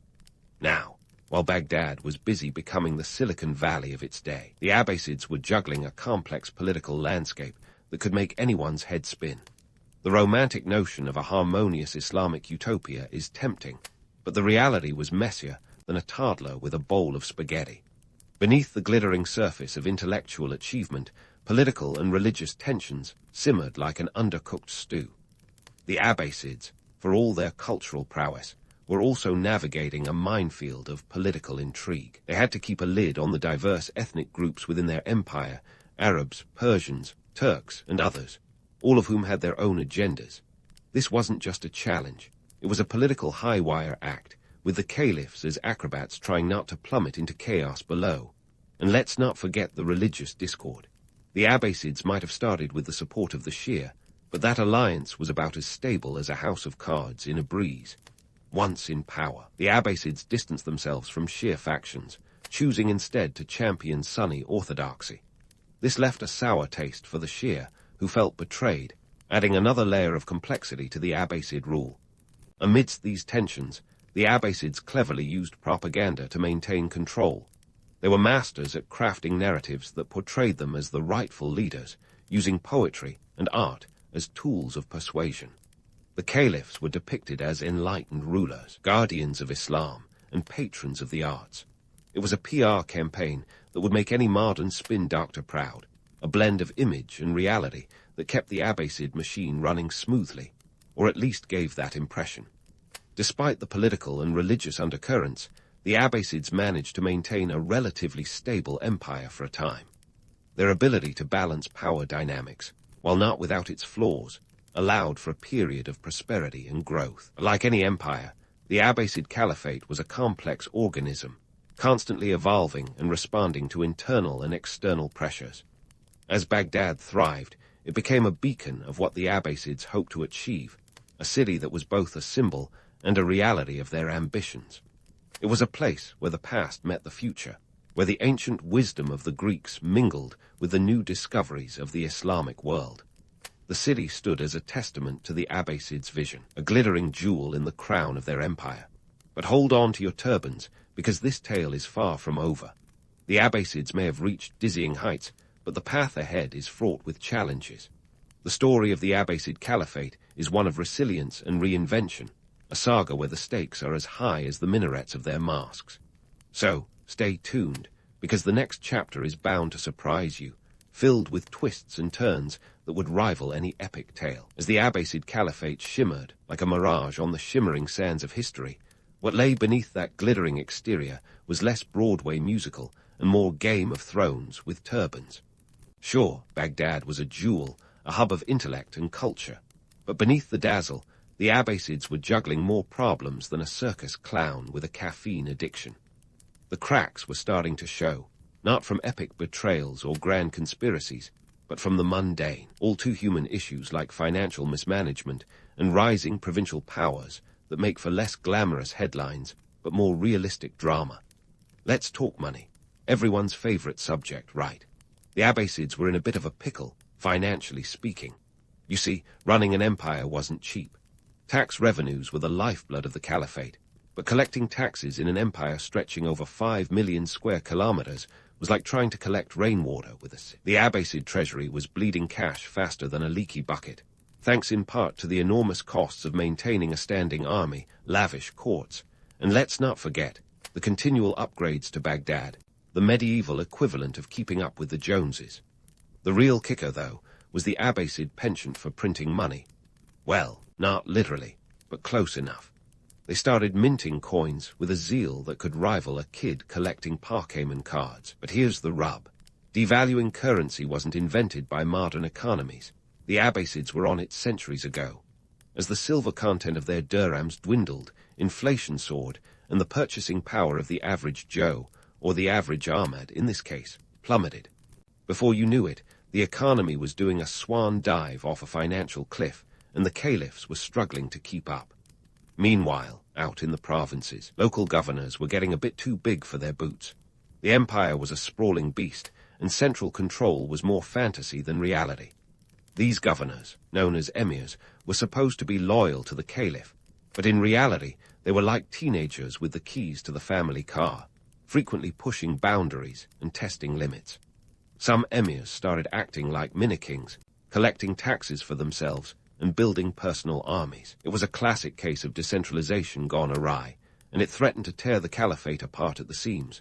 Take the case of Egypt, for example. By the 9th century, Egypt was more a cash cow for ambitious emirs than a province of the Caliphate. Governors, they were practically running their own little fiefdoms, and the Abbasid caliphs couldn't do much more than send sternly worded letters as they watched control slip through their fingers like sand. This isn't just a story about Egypt, though. The pattern repeated itself across the empire, from the Maghreb to Khorasan, as local powers began to carve out their own spheres of influence. Now, let's sprinkle in some religious tension for good measure. The Abbasids had initially positioned themselves as champions of Sunni orthodoxy, but the reality was more like a religious stew with too many cooks. The Shia, once allies, were feeling more neglected than a forgotten middle child. This led to uprisings and unrest, with groups like the Zanj slaves in southern Iraq revolting in a conflict that lasted from 869 to 883 CE. The Zanj rebellion wasn't just a minor scuffle. It was a full-blown insurgency, a messy affair that cost thousands of lives and further strained the Abbasid resources.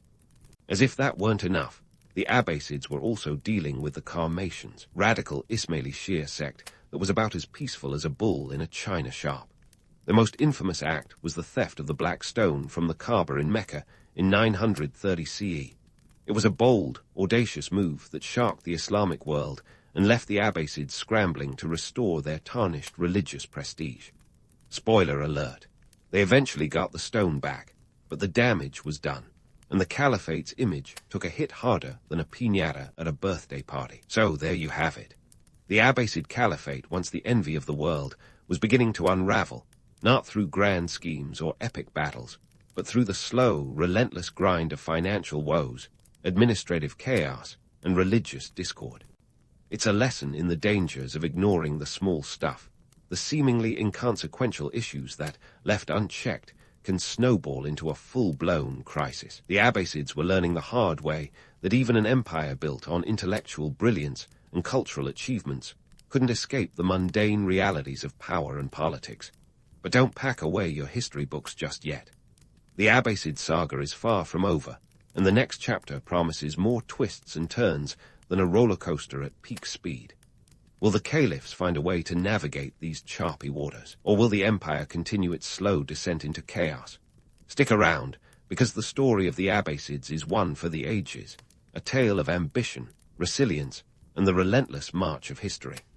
As the Abbasid Caliphate stumbled into the twilight of its former glory, it was clear that the empire was more of a patchwork quilt than a cohesive tapestry. Not exactly the smooth ride you'd expect from the once mighty rulers of the Islamic world. But here's the twist. While the Abbasids were grappling with political turmoil, their legacy was quietly weaving itself into the very fabric of history. It's one of those ironic twists that makes history so deliciously unpredictable. Let's start by addressing the elephant in the room. The Abbasid decline wasn't just a nosedive into oblivion.